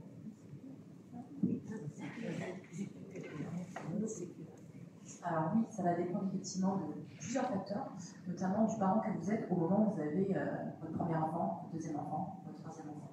Il va y avoir forcément des liens qui vont se jouer de manière différente, quand bien même vous avez vous le sentiment d'être dans le même schéma éducatif, il va y avoir forcément des choses qui vont se jouer différemment selon vos enfants, en fait, les différents enfants que vous allez avoir, un peu dans les groupes. Pour compléter aussi un peu la réponse, c'est vrai que tout ça, je vous ai parlé de la métaphore de l'arbre. Les racines des enfants sont toutes différentes, elles ont aussi une personnalité propre, et on le sait bien, il y a des enfants qui sont très toniques, par exemple à la naissance, d'autres qui ne le sont pas du tout. Il y en a qui vont beaucoup pleurer, il y en a qui ne pleurent pas du tout. Il y en a qui vont être très gloutons, qui vont avoir envie de manger tout le temps, il y en a qui vont être des tout petits mangeurs. C'est-à-dire que la personnalité de l'enfant va aussi influencer notre relation à lui. C'est-à-dire que si on dit que le premier miroir de l'enfant, c'est la mère, moi je serais bien d'avis qu'on dise aussi que le premier miroir de la mère, c'est l'enfant. Donc oui, l'attachement, il diffère en fait selon les enfants. Alors, il arrive que ce soit le même attachement pour tous, et bon, c'est le hasard qui a voulu que, quoi. Mais il arrive aussi, et c'est bien plus souvent le cas, que les attachements soient différents en fonction de la fratrie, de la position de la fratrie, de la place, parce qu'on a vu, il faut faire place au bébé, de la place aussi qu'a donné l'aîné, par exemple, à ce petit frère ou cette petite sœur qui arrive. Puisque le frère ou la sœur est aussi une figure d'attachement. Je voulais vous poser une question. Étant nouvellement retraitée, je suis beaucoup plus dans les transports en commun, dans les parcs, sur les marchés, et je suis absolument choquée par ces mères qui sont sur leur portable avec des enfants adorables, demandeurs, qui posent des questions intelligentes et ça me fait mal au cœur. Les mères sont sur leur portable, ne répondent pas à leurs enfants. Ou les nounous sur le marché, elles sont dans leur shopping et ces gamins n'ont pas de relation, d'échange. Il est rarissime, hormis avec des nounous plus âgés, qu'on sent ce lien affectif. Et ces jeunes enfants sont toute la journée avec ces personnes. Et ça me fait très peur au niveau de comment ces enfants seront adultes, parce qu'il n'y a pas d'échange, quoi. Hein. Et elles sont dans des lieux où elles ne sont pas surchargées à faire leur cuisine, où elles sont à un moment où elles pourraient échanger. Mais pour moi, ça m'inquiète beaucoup. Qu'en pensez-vous, vous, en tant que professionnel? C'est une vaste question. Alors, je vais essayer de répondre pas trop lourdement. Effectivement, la question des écrans, c'est une question de toute façon qui est centrale dans notre société. C'est-à-dire qu'on est dans une société où se passer d'écran, c'est impossible. C'est-à-dire que même les panneaux publicitaires dans la rue sont des écrans. Voilà. C'est-à-dire que, effectivement, il y a des théories, notamment la théorie de Serge Tisseron, qui dit clairement que l'enfant de 0 à 3 ans ne doit pas être exposé au moindre écran. Ça, c'est compliqué dans la vie de tous les jours, notamment depuis le Covid, où on sait que les parents sont beaucoup en télétravail. On a de plus en plus des liseuses aussi, même pour lire des livres. Et l'enfant, lui, quand il voit par exemple son parent mettre sur une liseuse, il ne va pas se dire que son parent est en train de lire. Pour lui, c'est juste un écran. Donc il va y avoir une forme, effectivement, d'intermédiaire entre le parent et son enfant, et l'enfant et son parent. Donc, effectivement, les interactions vont devenir plus pauvres, le regard de la mère plus difficile à capter, de la nounou également, la nounou qui peut être une figure d'attachement d'ailleurs. Et effectivement, ça va être beaucoup plus compliqué d'établir des liens. Alors, on voit des enfants qui créent des adaptations, hein, ça peut être des enfants qui vont être beaucoup dans la recherche d'attention, qui vont faire plus de bêtises, en fait, pour se rendre intéressant, ou bien qui vont rentrer beaucoup dans l'imitation, parce que c'est quand même le jeu premier de l'enfant, le jeu de faire comme si. Donc il va prendre sa main, il va faire semblant de tourner les photos, ou si le téléphone va être posé, il va faire semblant de téléphoner. Enfin, on sent qu'effectivement, le téléphone, l'écran, prend une place particulière dans l'interaction avec les enfants. D'ailleurs, on voit bien les jeux éducatifs des enfants. Ça ressemble de plus en plus à des smartphones, à des tablettes. Les tablettes éducatives, c'est par exemple un désastre. Pourquoi c'est un désastre pour l'enfant, l'écran? Parce qu'en fait, on voit, alors, tablette éducative, moi, c'est un terme qui m'horripile et qui me sidère presque. Éducative, je m'attendais à tout sauf un objet. Alors, les tablettes éducatives, elles éduquent personne. Parce que le propre de l'éducation, c'est de donner du feedback. L'autre jour, mon fils était dans la salle d'attente chez le médecin et il y avait une sorte de tablette, pas de patrouille, qui lui dit quelle lettre de l'alphabet commence skateboard. Skateboard, déjà, c'est en anglais. Ensuite, c'est un S, et mon fils tape T. Il lui dit bravo. Non. La mère, qu'est-ce qu'elle aurait fait? Elle lui aurait dit oh mon chéri, non, regarde, skateboard. Tu vois la lettre ici? C'est un S. Et ça ressemble à un serpent. Elle aurait dessiné le geste. Elle vient, on le cherche ensemble sur le clavier. Voilà. La tablette n'est éducative que s'il y a un parent à côté pour jouer avec l'enfant. Voilà. Donc, effectivement, l'écran est un désastre. Alors là, on parle de l'enfant de 0 à 3 ans. Aujourd'hui, c'est quand même bien admis que les enfants jusqu'à 3 ans à l'écran. C'est encore difficile à faire au quotidien. On voit encore beaucoup de parents au restaurant. Moi, ça me sidère un petit peu. Qui collent un petit écran pour que leur enfant soit sage. Bon, effectivement, ça n'embête pas les autres clients, mais alors pour l'enfant, c'est un désastre. C'est-à-dire qu'il n'apprend pas les codes sociaux. Voilà. Ensuite, passé 3 ans, on a tendance à lâcher les lions, quoi. C'est-à-dire, ok, on a plus 3 ans, et maintenant, dessin animé tous les jours, 20 minutes. Allez. Et encore quand c'est 20 minutes, quoi. Voilà. Il faut savoir que même à 12 ans, on va considérer que l'enfant n'est pas autonome avec les écrans. Quand vous voyez qu'aujourd'hui, les enfants autour de 8 ans, ils ont un téléphone, effectivement, les écrans, en fait, elle est centrale. Mais c'est très difficile en pratique parce qu'effectivement, on est aussi dans un monde qui se veut moins sécure. Et donc, les parents vont chercher, en fait, la sécurité à travers les écrans. Ils vont regarder les informations tout le temps. Les réseaux sociaux, c'est aussi ce qui va leur faire construire leur narcissisme. C'est-à-dire que aujourd'hui, les jeunes générations, pour construire l'image d'elles-mêmes, elles vont passer par les réseaux sociaux. Elles se créent un avatar, une photo de profil. C'est quoi? C'est la version améliorée de nous-mêmes. En réalité, alors moi ça me fait beaucoup rire quand les gens, surtout sur les applications de rencontres, me disent « Oh là là, je l'ai rencontré, il ne ressemblait pas du tout à sa photo. » C'est le principe. C'est absolument le principe. Le but, c'est de ne pas ressembler à sa photo. Donc, effectivement, la question de l'image de soi, quand on va la chercher dans le regard des autres, à savoir au nombre de likes et de followers ou de je ne sais quoi d'autre, c'est problématique, effectivement. Le parent ne peut pas être dans la relation avec son enfant, c'est-à-dire que le parent ne voit pas le miroir que constitue l'enfant à ce moment-là. Il va chercher le miroir dans tous les autres. Voilà. Donc, ce sont que des pistes de réponse, mais je suis d'accord avec vous.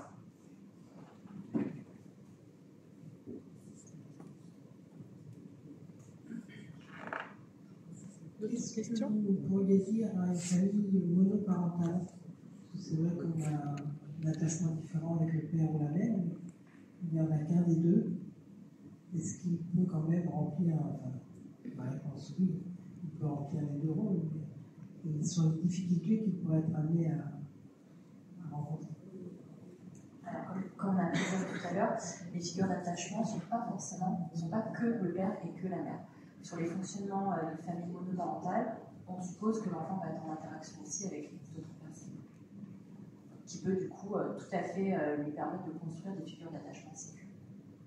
C'est un autre chemin, c'est différent, mais c'est pas forcément un défaut, c'est pas forcément un handicap. C'est vrai aussi pour les familles homosexuelles. Quand on parle du père, de la mère, en fait, quand on lit le père ou la mère, il faut lire la fonction maternelle et la fonction paternelle. On simplifie un peu le propos. Mais en fait, ça marche très bien, même avec les familles homosexuelles.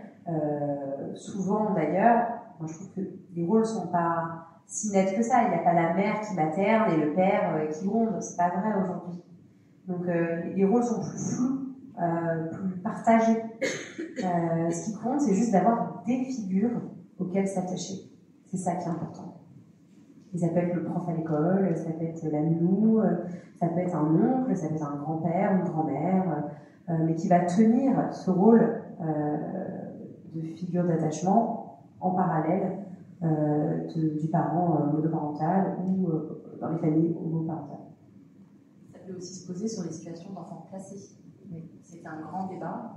Voilà, les enfants placés peuvent aussi construire des figures d'attachement complètement sécures. Alors, sur ce sujet-là, la question est même très complexe parce qu'en France, on est encore beaucoup sur la primauté du lien biologique. C'est-à-dire que des enfants qui vont être placés dans une famille d'accueil, même s'ils s'attachent à leurs parents d'accueil, en fait, ils vont, si jamais les parents biologiques souhaitent récupérer l'enfant, retourner dans la famille, en l'occurrence, biologique. Ce qui fait que, parfois, on a des enfants qui n'ont jamais vécu avec leurs parents, qui ont vécu 10 ans séparés, qui se sont attachés aux enfants qui étaient accueillis par cette famille d'accueil. Ça peut être un internat, ça peut être... voilà, il y a vraiment différents...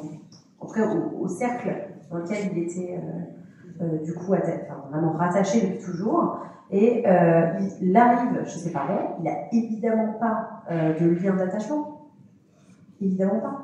Et ça, c'est un désastre. C'est-à-dire qu'aujourd'hui, dans d'autres pays, notamment dans les pays anglo-saxons, on n'est pas du tout sur la primauté du lien biologique. On va avoir tendance à dire, non, on laisse l'enfant là où il s'est enraciné. Voilà. C'est pas le cas du tout en France. Les débats évoluent lentement, très lentement, très lentement, mais espérons sûrement. Mais effectivement, c'est des questions qui se posent. Aujourd'hui, on a du mal encore à réfléchir en France avec la théorie de l'attachement.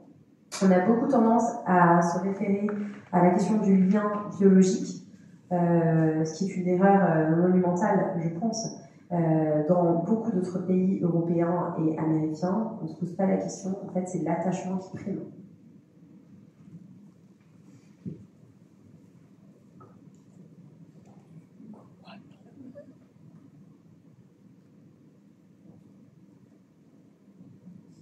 Pas d'autres questions ?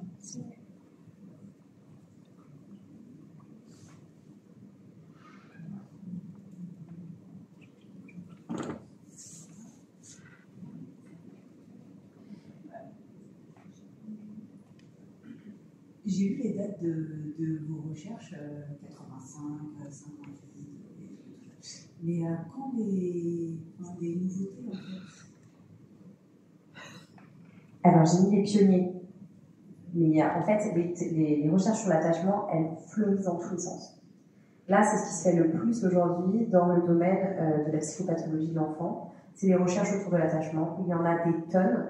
Aujourd'hui, les principaux chercheurs autour de l'attachement, c'est Antoine Guétenay et Nicole Guétenay, qui publient pléthore de recherches tous les ans, qui ont écrit des bouquins géniaux, en France, aux États-Unis, en Angleterre. Alors là, les auteurs, on les compte même plus. Le principal auteur, c'est Fonagy. Et ensuite, dans les psychanalystes, ceux qui vont vraiment travailler autour de l'attachement, il va y avoir Bernard Goltz, Sylvain Missonnier aussi un petit peu, qui vont être vraiment porteurs de ce message étudions l'attachement à l'enfant, c'est important.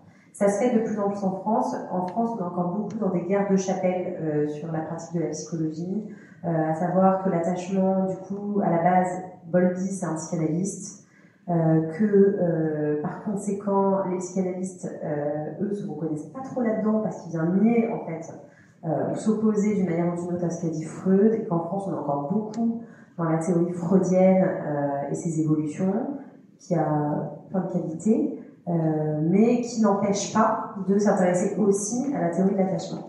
Aujourd'hui, en France, contrairement à l'étranger, où c'est la méthodologie première qui va primer, c'est la méthodologie mixte, c'est-à-dire qu'on va mélanger en fait les théories. En France, on est dans des études encore très pures et qui empêchent le développement de nouvelles méthodologies, mais qui sont dues vraiment à des guerres de chapelle. Mais il y en a en France, plus à l'étranger.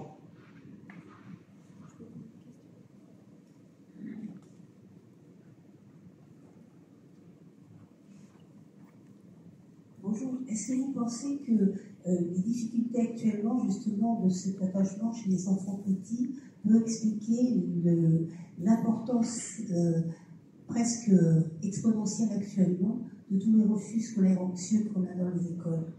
Et comment vous les traitez? Parce que moi, je m'en sors pas.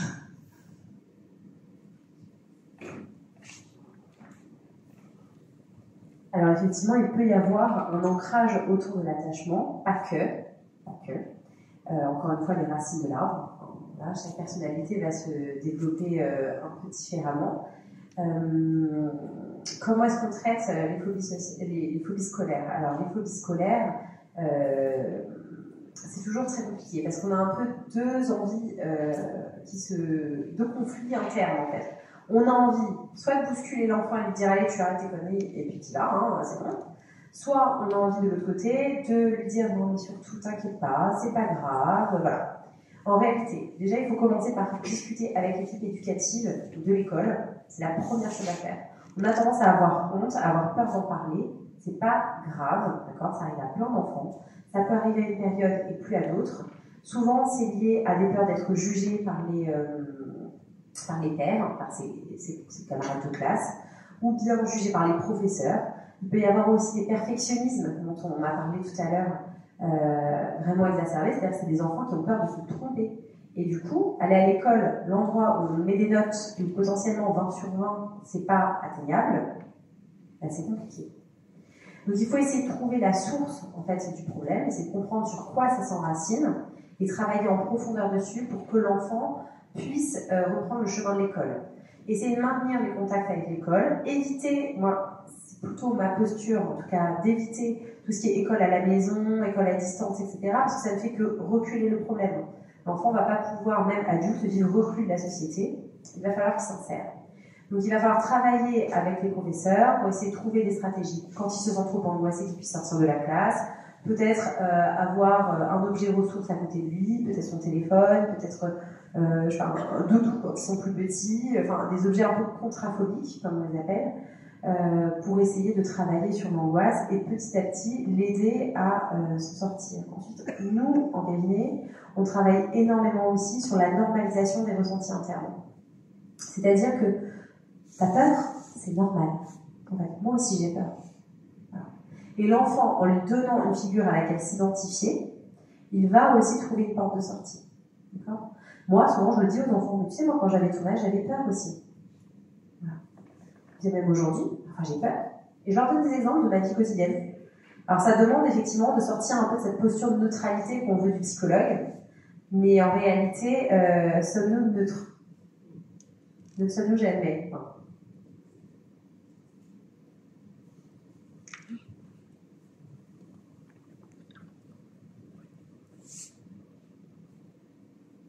je m'interroge pourquoi l'attachement qu'on peut avoir par rapport à nos parents, positif, négatif, sécure ou insécure, au final, de mon point de vue, l'emporte sur le propre attachement qu'on peut avoir pour nos enfants, malgré tout l'amour qu'on pense avoir pour eux. C'est-à-dire qu'en fait, comment c'est que le poids du passé, de manière générale, prend le dessus sur le point de futur.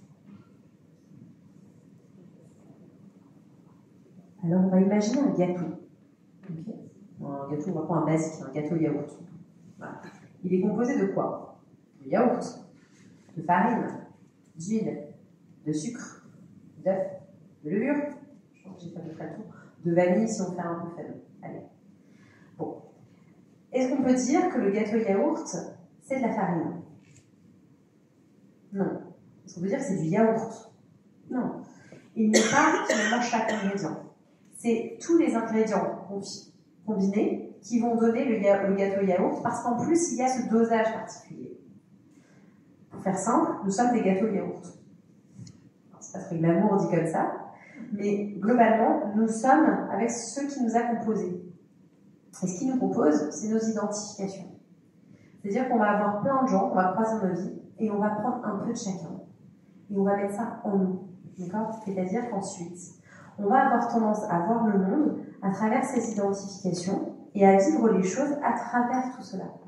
Donc, quand on va avoir un enfant, il y a plein de choses qui vont se réactiver. Déjà, l'histoire de l'enfant, du parent, autrefois enfant, elle va se réactiver déjà rien qu'à la faveur de la grossesse. C'est ce que Monique Wydlowski appelle la transparence psychique. On le sait, en fait, quand on est enceinte, il se passe des trucs pas nets quand même. Il y a des trucs qui nous remontent, on se dit, mais ça sort d'où ? J'y avais jamais pensé jusque-là, ça revient. Voilà. Cette transparence psychique, en fait, elle va venir convoquer le vécu infantile du parent et ensuite, finalement, venir créer une sorte de nouvel échiquier sur lequel on va venir poser le pion de l'enfant. Donc, en réalité, ce que dit aussi Monique Wydlowski, c'est que on va avoir une forme de dette de vie, c'est-à-dire qu'on est toujours un peu reconnaissant envers nos parents de nous avoir donné la vie. Cette dette, elle ne peut pas être épongée. Donc on va aussi, à notre tour, pour un peu s'acquitter de cette dette de vie, tant bien que mal, mais on l'a compris, vouée à l'échec, donner vie nous-mêmes à un petit autre. Okay ? Cet autre-là, lui-même, va être l'héritier de notre propre dette de vie. Mais vous comprenez bien, c'est un héritage, en fait. Donc, le poids du passé influence nécessairement les générations futures. Alors, je sais que ça fera rire quelqu'un dans la pièce, mais c'est ce qu'on appelle aujourd'hui le transgénérationnel. Voilà. Je ne sais pas si ça répond à votre question, mais en tout cas, c'est une piste.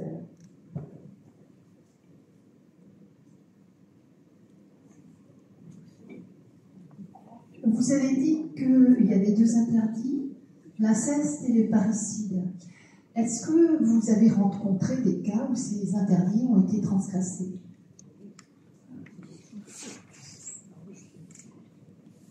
En tant que psychologue, oui.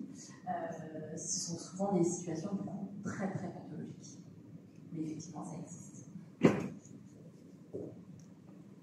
Lorsque ça existe, ce qui est compliqué, alors je pense beaucoup à l'interdit de l'inceste, qu'on voit plus que le parricide. Rares sont les enfants, et heureusement, qui tuent leurs parents, et vice-versa. Alors d'ailleurs, on voit plus de parents, on entend beaucoup parler, de parents qui tuent leurs enfants. Bon, on les rencontre peu, ceux-là, parce qu'ils vont en prison, pour la plupart des cas. Donc, c'est pas nous qui les rencontrons, en tout cas, peut-être les psychologues pénitentiaires, mais pas nous. Sur l'inceste, on en rencontre beaucoup. On va un peu distinguer deux types d'inceste. L'inceste par enfant et l'inceste au sein de la fratrie ou au sein d'enfants du même degré, les cousins, les cousines. Dans l'inceste, ce qui est compliqué, c'est que souvent l'enfant victime, en fait, il va beaucoup culpabiliser, il va avoir l'impression que c'est de sa faute, et surtout, il va protéger celui qui a commis l'inceste, donc qui a commis l'acte. Parce qu'il va avoir l'impression que c'est de sa faute si la famille se démantèle. Et donc là, effectivement, on rentre dans des schémas d'attachement hyper complexes, parce qu'il y a à la fois de l'amour et de la haine envers celui qui a commis l'inceste. Et ça, effectivement, ça demande une longue psychothérapie en général avant de pouvoir sortir de ce schéma infernal pour essayer de comprendre qu'est-ce qui fait que je protège et rétablir le statut de victime. C'est là l'essentiel. Il faut que la personne comprenne, la personne victime, comprenne qu'elle est victime, qu'elle s'autorise parfois à en parler aux autres, parce qu'il y a un tabou autour de l'inceste, c'est-à-dire qu'on n'en parle pas. Moi, je connais des patientes, par exemple, souvent c'est des jeunes filles, mais il y a des jeunes hommes aussi, qui disent que lorsqu'elles en ont parlé, c'est elles qu'on a éjectées de la famille. Parce qu'en réalité, le tabou est tellement énorme que c'est insoutenable. C'est dire combien ça vient être le ciment, l'alliance au sein même de la famille. C'est-à-dire que plutôt que d'avouer que l'alliance a raté, on préfère éjecter l'élément qui vient de mettre en lumière. Voilà. Et ça, pour les victimes, c'est affreux. Elles sont doubles victimes en réalité. Non seulement elles ont vécu l'inceste, et en plus, on les a rejetées. Je vous laisse imaginer au niveau de l'attachement ce qui se passe effectivement. Ça vient renforcer des schémas qui sont très insécures et souvent basculer dans de la psychopathologie, là où l'attachement, je l'ai dit, n'est pas pathologique. En revanche, on va tomber très rapidement dans des troubles de la personnalité, des syndromes de stress post-traumatique et des syndromes anxieux très importants. Voilà. Et là, on est dans du pathologique. Vous dites beaucoup, vous en avez rencontré beaucoup. Malheureusement. Oui. C'est notre pratique courante. L'inceste, alors moi je travaille en psychiatrie, je vous dirais bien que 8 patients sur 10, il y a des cas d'inceste. 8 patients sur 10, ouais. 8 patients sur 10, à peu près. Ouais, 8 sur 10, c'est énorme. Moi quand je les rencontre, la première fois quand j'ai commencé à travailler en psychiatrie, je les rencontrais et puis je me disais, mais c'est pas possible, elles ont toutes vécu l'inceste. Et tous et toutes. C'était souvent, ça peut être plein de gens. Alors, il y a des cas très classiques comme le curé, il peut y avoir le père, l'oncle, très souvent là, le voisin. Mais il peut y avoir des choses qui ne vont pas être du type viol, qui vont être du type attouchement, qui restent de l'inceste. Typiquement, je pense à une jeune fille qui m'a confié que sa cousine régulièrement écartait les jambes nues et lui demandait de regarder son sexe. C'est de l'inceste.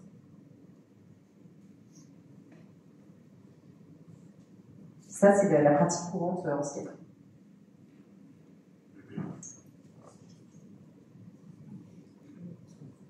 On ne va pas se mettre sur ça.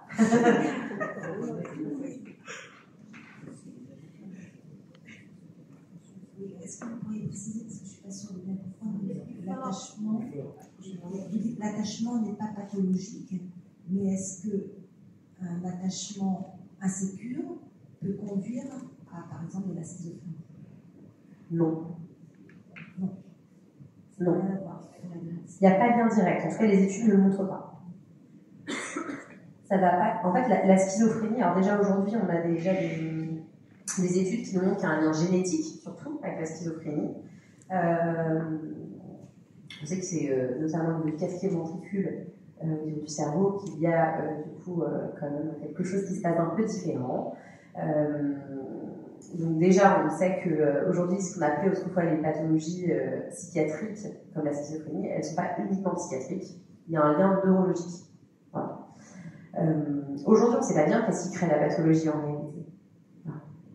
Je pense qu'il faudrait toujours voir les choses de manière biopsychosociale. C'est-à-dire qu'il y a l'aspect biologique, il y a l'aspect environnemental, mais il y a aussi l'aspect psychologique, c'est-à-dire la personne telle qu'elle était pourvue de ressources à ce moment-là, va vivre les choses d'une manière ou d'une autre. Si on joue aux cartes, vous et moi, quand on a joué au poker, là par exemple, je peux avoir une très mauvaise main et remporter la mise. Vous pouvez avoir une très bonne main et ne pas remporter la mise. Qu'est-ce qui va faire que l'une ou l'autre va remporter la mise? Eh bien, peut-être que moi je vais être particulièrement en forme et confiante ce soir, et peut-être que vous êtes un peu fatigué, que vous avez une dure journée, que là, franchement, vous n'êtes pas de bonne humeur, et que vous n'avez pas trop envie de bluffer, donc vous dites, tant pis, je me couche pas. Voilà. Et donc, avec les cartes que vous avez en main, au moment où on est en train de jouer, ça va déterminer l'issue aussi de la partie. Ben, c'est un peu la même chose avec la psychopathologie. Tout est biopsychosocial.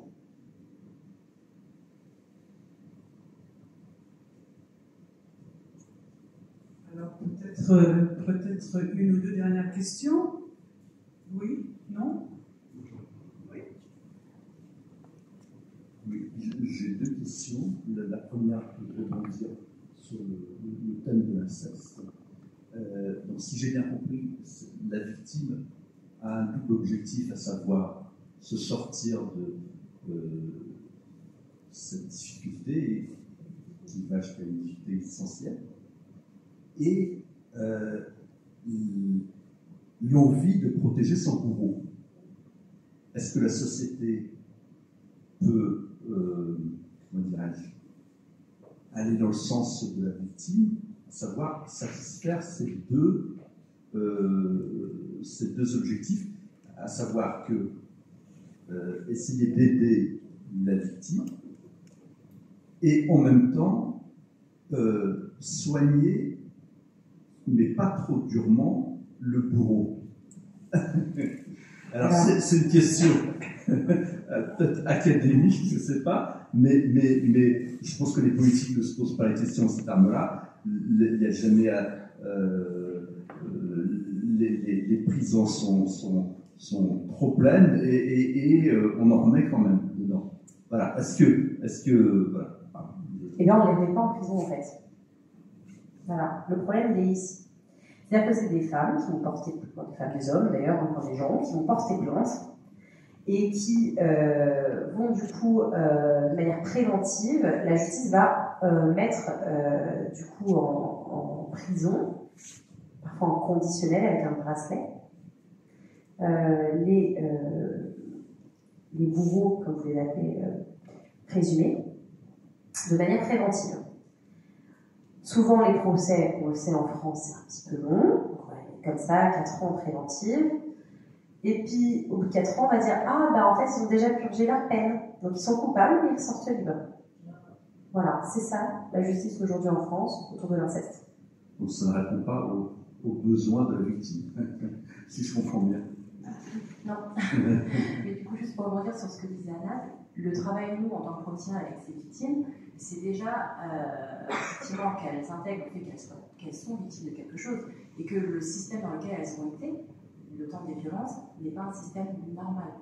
En sachant qu'elles sont construites sur ce schéma, la question du tabou joue aussi sur le fait qu'il faut qu'elles déconstruisent tout un schéma en acceptant que ce qu'elles ont vécu n'est pas normal.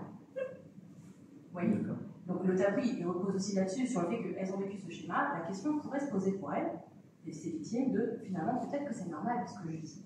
Et donc il y a toute une déconstruction à l'âge adulte de ok, c'est pas normal ce que j'ai vécu, donc effectivement je suis victime, et derrière il y a tout ce qui peut se suivre en termes de justice et de réparation. Quant aux besoins du bourreau, du coup, eh bien, la question que ça pose, c'est toujours celui de la demande de la prise en charge. Alors, moi, très sincèrement, nous, au sein de l'association, on prend en charge quelques injonctions de soins il faut savoir que les injonctions de soins, c'est très particulier. C'est-à-dire que le juge va dire, ok, là vous avez fait de la correctionnelle, machin, et puis vous allez ensuite, du coup, suivre une injonction de soins à raison d'une séance par mois pendant X temps.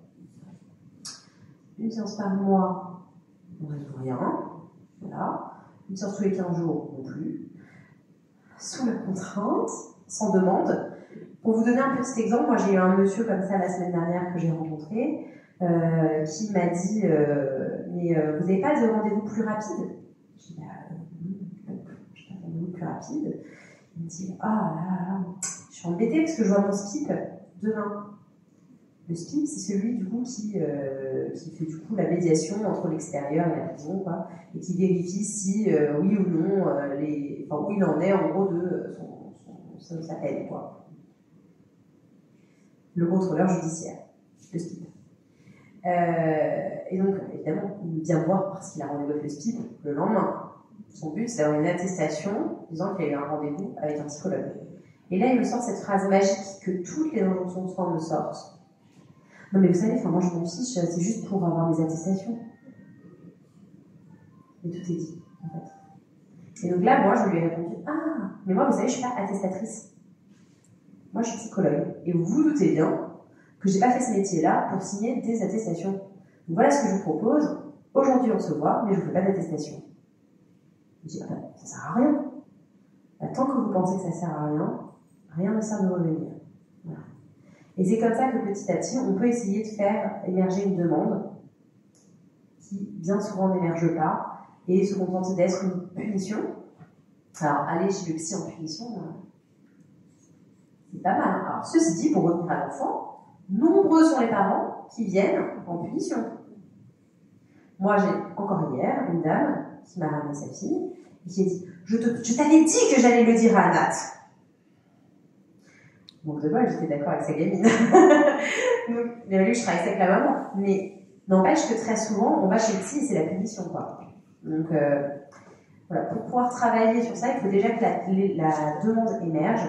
Très souvent, elle n'émerge pas. Quand ils vont en prison, souvent un petit peu plus, parce que là, il y a un peu une remise en question qui se fait quand même au bout d'un moment. Soit, effectivement, on va rentrer dans un schéma qui va devenir un peu répétitif avec des passages par la case prison régulière. Soit, on va avoir effectivement quelqu'un qui va se remettre en question, qui va travailler sur lui, qui va comprendre ce qui s'est blocage, ce qu'il a lui-même vécu, parce que très souvent, les bourreaux sont eux-mêmes des victimes. Voilà. Et on ne fait que répéter un schéma, d'où le poids du passé. Voilà. J'aurais une deuxième question, peut-être qui est plus pleine d'espoir. C'est voilà, on est amoureux, on crée une famille et voilà, on est parents, mais on n'a pas le mode d'emploi de parents. Il n'y en a pas. Alors, il n'y en a pas, sauf que il y a comme des questionnements à avoir qu'on n'a pas forcément, et puis on arrive avec des expériences différentes. Il y a ce qu'on appelle l'école des parents. Ma question c'est est-ce que les politiques, on sait qu'en France, l'école maternelle c'est vraiment un modèle, c'est ce qui fait la différence entre la France et l'Allemagne, etc. et d'autres pays dans le monde.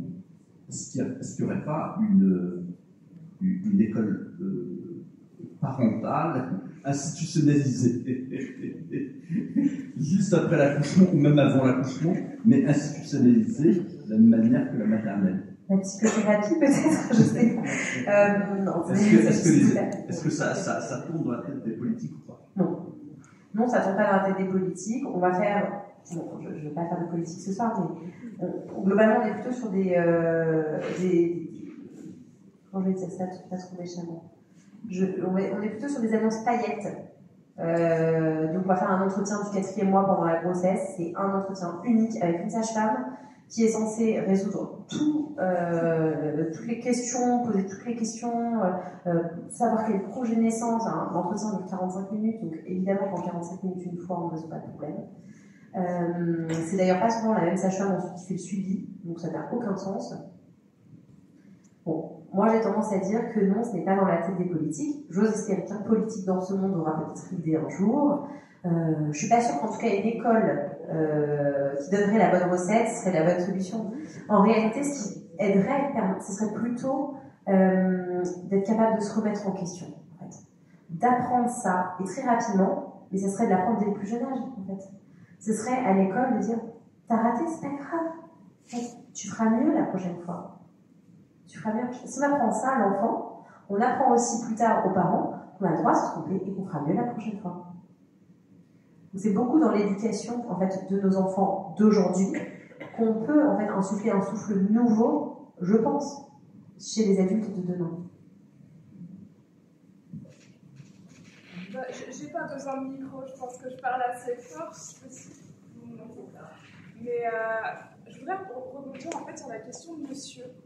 Est-ce que finalement, avoir des cours de parentalité, enfin c'est résumé, paternité et maternité, enfin maternalité, ce serait pas finalement donner les cours de bienveillance qu'il y a dans les pays scandinaves finalement, qui fait que finalement on éduque l'enfant à accompagner son copain, enfin son proche, de telle ou telle manière, chose qui va répercuter à l'âge adulte et qui finalement va se retrouver dans la parentalité future de la personne finalement. Après, c'est long à arriver en France, donc, et est-ce que ça a réellement sa place? C'est aussi une grande question, parce que ça fait aussi partie de l'éducation régulière de la personne. Je pense que c'est une question intéressante, parce qu'en réalité, ce qui se fait beaucoup, notamment au Québec, c'est un peu ce qui s'appelle l'éducation thérapeutique. C'est-à-dire qu'on va, sous forme de vidéos beaucoup, proposer des petites vidéos courtes pour expliquer aux parents finalement ce qui est normal, pas normal dans le comportement de l'enfant, comment on peut y répondre, ce genre de choses. En France, on a de l'éducation thérapeutique du patient. Aujourd'hui, on l'utilise peu en pratique pour ça. On l'utilise beaucoup pour apprendre aux diabétiques à se faire des piqûres eux-mêmes, pour, je sais pas, les lombalgies à bouger et faire du sport. Mais on va peu l'apprendre pour les parents. Je pense que c'est une méconnaissance du système de soins qui pourrait utiliser davantage, du coup, ce biais-là pour former les parents, notamment via des podcasts, mais plein de petits. En fait, c'est tous les petits biais par médias, puisque les parents sont beaucoup sur leurs écrans, tant qu'à faire, autant les utiliser. Après, si je reprends votre phrase du début du diaporama, c'est un parent était suffisamment bon, et finalement on en revient à la bienveillance, donc enfin, tout se recoupe finalement. Enfin, qu'est-ce qu'être parent? C'est être bienveillant, la bienveillance s'apprend dès le plus jeune âge et se répercute après d'aller en année. Exactement, c'est-à-dire qu'aujourd'hui on voit aussi beaucoup de situations de harcèlement scolaire, c'est quelque chose qui explose là ces derniers temps. Moi je suis toujours très étonnée dans les situations de harcèlement scolaire, quand il y a des médiations. Déjà, alors jusqu'ici, c'était l'enfant harcelé qui changeait d'école. En pratique, maintenant, la loi a évolué, mais dans les faits, qui change d'école? Le harcelé. Parce qu'en fait, il n'y a pas un harceleur. Il faudrait changer toute la classe et garder uniquement le harcelé. Enfin, ça va pas. C'est de la bande organisée, en fait. Enfin, donc c'est très compliqué. Et si déjà, on était capable de prendre les enfants en groupe, d'essayer de comprendre finalement qu'est-ce qui se passe, qu'est-ce qui fait que cet enfant-là, on l'a pris en grippe? Est-ce qu'il est si différent de nous? Est-ce qu'il n'y a pas des trucs un peu chouettes chez lui? Voilà, c'est-à-dire ramener l'ambivalence. Le point numéro 1, et moi c'est le truc que je travaille tout le temps avec tous mes patients, c'est ramener l'ambivalence. Donc c'est extrêmement important. Et si on arrive à acquérir cette ambivalence-là, sur la base de l'ambivalence, on recrée de la bienveillance. Nécessairement. Si on arrive à se dire, il n'est pas tout méchant, il n'est pas tout moche, il n'est pas tout nul, mais peut-être qu'il est un peu moche, un peu nul, un peu, voilà, un peu méchant, mais peut-être que aussi un petit peu, il est un tout petit peu gentil, qu'il y a des petits trucs qui sont quand même un peu chouettes chez lui. Déjà, juste ça, ça permet quand même de refaire émerger de la bienveillance et se dire, ok. Et quand on le met tous à part, là, et quand on fait tous semblant qu'il n'existe pas, et quand on le tape tous ensemble, en fait, qu'est-ce qui se passe là? Okay. Qu'est-ce qui nous renvoie là, cet enfant? Ça demanderait à augmenter aussi le nombre de psychologues scolaires, si on est honnête. C'est-à-dire qu'aujourd'hui, les psychologues scolaires, je pense que tu en parleras mieux que moi, vous êtes sous l'eau, en fait. Que ce soit dans le premier degré ou dans le second degré, il y a souvent une psychologue scolaire pour plusieurs établissements, 1500 élèves. C'est-à-dire que moi, j'ai l'habitude de dire que je suis la seule psychologue pour 90 patients à l'hôpital. Imaginez-vous, 1 pour 1500. Combien de temps on passe avec chaque enfant potentiellement? Combien de patients ne verront jamais le psychologue? Et quelle mission finalement on peut confier au psychologue? Aujourd'hui, on est dans des missions qui sont globalement évaluatives, en fait. On propose de dépister des troubles de l'apprentissage, voilà, c'est une porte d'entrée, en fait, le psychologue scolaire, là où en fait il devrait se faire soutien sur des situations complexes. Une question là. Alors, est-ce que c'est pas plus pour la femme?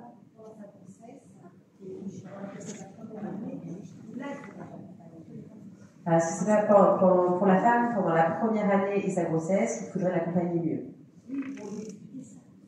Ben, c'est notre postulat à nous. Notre postulat à nous, c'est ce qu'on a créé un peu de nouveau au sein de l'association.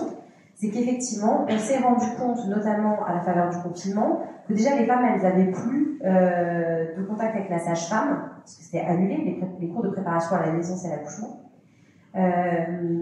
Et ça nous a d'ailleurs sidéré de se dire, mais c'est marrant, en fait, ça n'existe que chez les sages-femmes. Il n'y a que les sages-femmes qui font une préparation à la naissance et à la parentalité. Et la parentalité, c'est pas le fait des sages-femmes. Pas du tout. C'est chez nous qu'ils s'intéressent quand il y a des problèmes de parentalité. Donc on s'est dit, on va créer en fait un programme vidéo, puisqu'on était en distanciel, disponible pour les parents pour reprendre les différentes questions. On a été extrêmement étonnés du nombre de questions qui pouvaient se poser, qui allaient à des choses vraiment très bêtes, du genre est-ce que je serai un bon parent? Enfin, la question s'est posée telle quelle. Donc nos psychologues ont répondu à ces questions-là et on a créé tout un programme qui est disponible en ligne et gratuitement parce que c'est financé par la CAP des Hauts-de-Seine, pour pouvoir expliquer aux parents en vulgarisant les grandes théories du développement de l'enfant, de la période périnatale et expliquer tout ce qu'on est en train de se dire là ce soir. Ça demande vraiment une vraie disponibilité psychique en fait pour pouvoir s'ouvrir à ça. Tous les parents ne sont pas en mesure de se poser ces questions-là. Mais quand ils le sont, bah, c'est bien qu'ils puissent avoir des supports pour pouvoir y avoir accès. C'est un peu l'objet de l'application des 1000 premiers jours qui a été créée. C'est une application qui a été créée par le gouvernement, qui est somme toute pas si mal. Elle n'est pas parfaite, mais elle a le mérite de donner des informations qui sont vérifiées et justes, contrairement à la plupart des blogs qu'on trouve sur Internet. Si vous pouvez indiquer si vous en êtes au début de votre grossesse, si vous venez d'accoucher, l'âge de votre enfant, etc. Et il va vous donner des conseils personnalisés. Il va évaluer petit à petit aussi votre humeur et sonner l'alerte quand il a l'impression que votre humeur, là, par rapport aux réponses que vous avez données, est un petit peu complexe et que là, ça serait bien d'aller quand même consulter. Donc, il y a quand même des ressources qui existent, qui sont encore méconnues du grand public. Parce que ça, j'ai un peu de mal à l'expliquer. Parce que la plateforme Monsi, tout le monde la connaît, et personne n'utilise. Mais les 1000 premiers jours, qui est une plateforme vraiment utile, on ne communique pas beaucoup. Enfin, je pense que ça mériterait un bon coup de pub. Les 1000 premiers jours sont aussi un écrit. C'est effectivement un rapport. Le rapport, il fait plus de 200 pages, il est assez imbuvable, mais il a été résumé pour les parents. Et il fait une vingtaine de pages, il est assez compréhensible.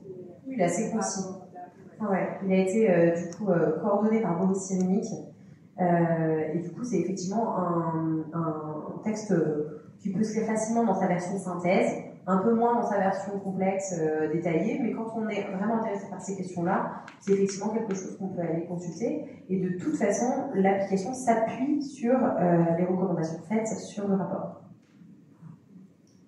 Moi, je voulais revenir sur le terme de bienveillance, parce qu'il a déferlé il y a une quinzaine d'années. On l'utilise à toutes les sauces, en famille, en entreprise, entre amis, et on pense que la bienveillance, c'est être bon. Et du coup, qu'on ne peut pas avoir du négatif ou du positif, on est forcément ouvert au maximum. Or, l'étymologie de bienveillance, c'est aller vers et créer l'alliance. Et quand on le pose dans ces termes-là, c'est tout à fait différent, en fait. Et je trouve que vraiment, il y aurait toute une éducation à faire pour redire ce que c'est la bienveillance. Parce qu'il est galvaudé et mal utilisé. Effectivement, c'est pour ça que nous, on a cherché à l'opposer à la positivité, parce que c'est vraiment quelque chose de très très important. Le contraire de bienveillance, c'est malveillance. Donc, la bienveillance, c'est ne pas être malveillant, en fait. C'est-à-dire ne pas vouloir faire du mal intentionnellement. Ça ne veut pas dire qu'on ne fera pas de mal, ça veut dire que ce ne sera pas intentionnel. Voilà. Et quand on fait du mal, quand on se trompe, on peut aussi dire pardon à son enfant. Et ça, c'est extrêmement important. Dire à son enfant, je suis désolée, tout à l'heure, tu vois, je t'ai vraiment crié dessus très fort, c'était pas de ta faute. Là, j'étais vraiment de mauvaise humeur, je suis rentrée du travail, j'avais la tête comme ça, t'avais une mini bêtise qui, en temps normal, serait passée. Là, franchement, c'est pas passé parce que je peux plus, en fait. En fait, ça nous rend humains, en fait. Être bienveillant, c'est être humain, c'est tout. Alors, peut-être qu'on peut rester humain. Et pour une dernière question, avant que nous nous séparions, s'il y en a encore une dans la salle. Sinon, merci beaucoup à toutes les deux. Ici. Il y a encore une question. Excusez-moi.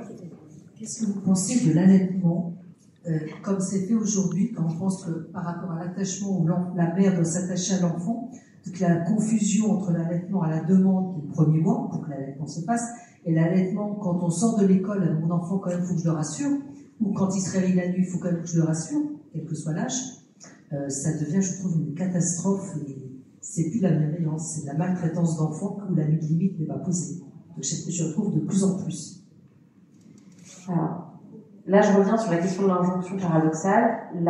L'allaitement, aujourd'hui, il y a une vraie injonction à allaiter. Vous n'allaitez pas, vous n'êtes pas un parent, en fait. Moi, je vous prends mon exemple propre. J'ai pas voulu allaiter ma première fille. Je l'ai dit clairement dans le projet de naissance. L'équipe est rentrée, elle a dit on va faire la mise au sein. Je dis mais non, je l'allaite pas. Ah, pardon, madame. Mais vous savez, c'est comme ce qu'il y a de meilleur pour elle. Ouais, je sais, bon, merci. Je veux pas le meilleur pour elle, donc vous pouvez me chercher un biberon, s'il vous plaît. Voilà, moi je leur ai clairement répondu comme ça, parce que j'ai des tripes aussi de le faire. Il y a des parents qui ont dit bon, bah d'accord, on va faire une mise au sein. Voilà. Peut-être 4 heures plus tard, parce qu'en moyenne, c'est toutes les 4 heures qu'on vient de nous enquiquiner à la maternité, quelqu'un d'autre rentre. Vous avez déjà fait la mise au sein? Non, toujours pas. Je n'ai toujours pas les fait en fait. Ah, mais c'est étrange, pourquoi ça? Vous avez un problème? Non. J'ai pas envie. Et j'ai fini par leur dire que je voulais pas être une vache à lait, en fait. Donc déjà, ça part de la base. En fait, aujourd'hui, c'est devenu le modèle d'allaiter. Mais en réalité, il y a toujours des modèles. Dans les années 60, c'était mieux le lait maternisé. Dans les années 30, il fallait allaiter parce qu'il n'y avait pas le lait maternisé, on n'avait pas le choix. Bon. Ensuite, sur l'allaitement à la demande, évidemment, au début, il n'y a pas le choix. Il faut de l'allaitement à la demande. Parce que sinon, le lait, il n'y a pas la montée de lait nécessaire. Est-ce que l'allaitement doit rester à la demande toute la vie? Non. Aujourd'hui, quand même, l'Organisation mondiale de la santé recommande un allaitement exclusif jusqu'à 6 mois. Voilà.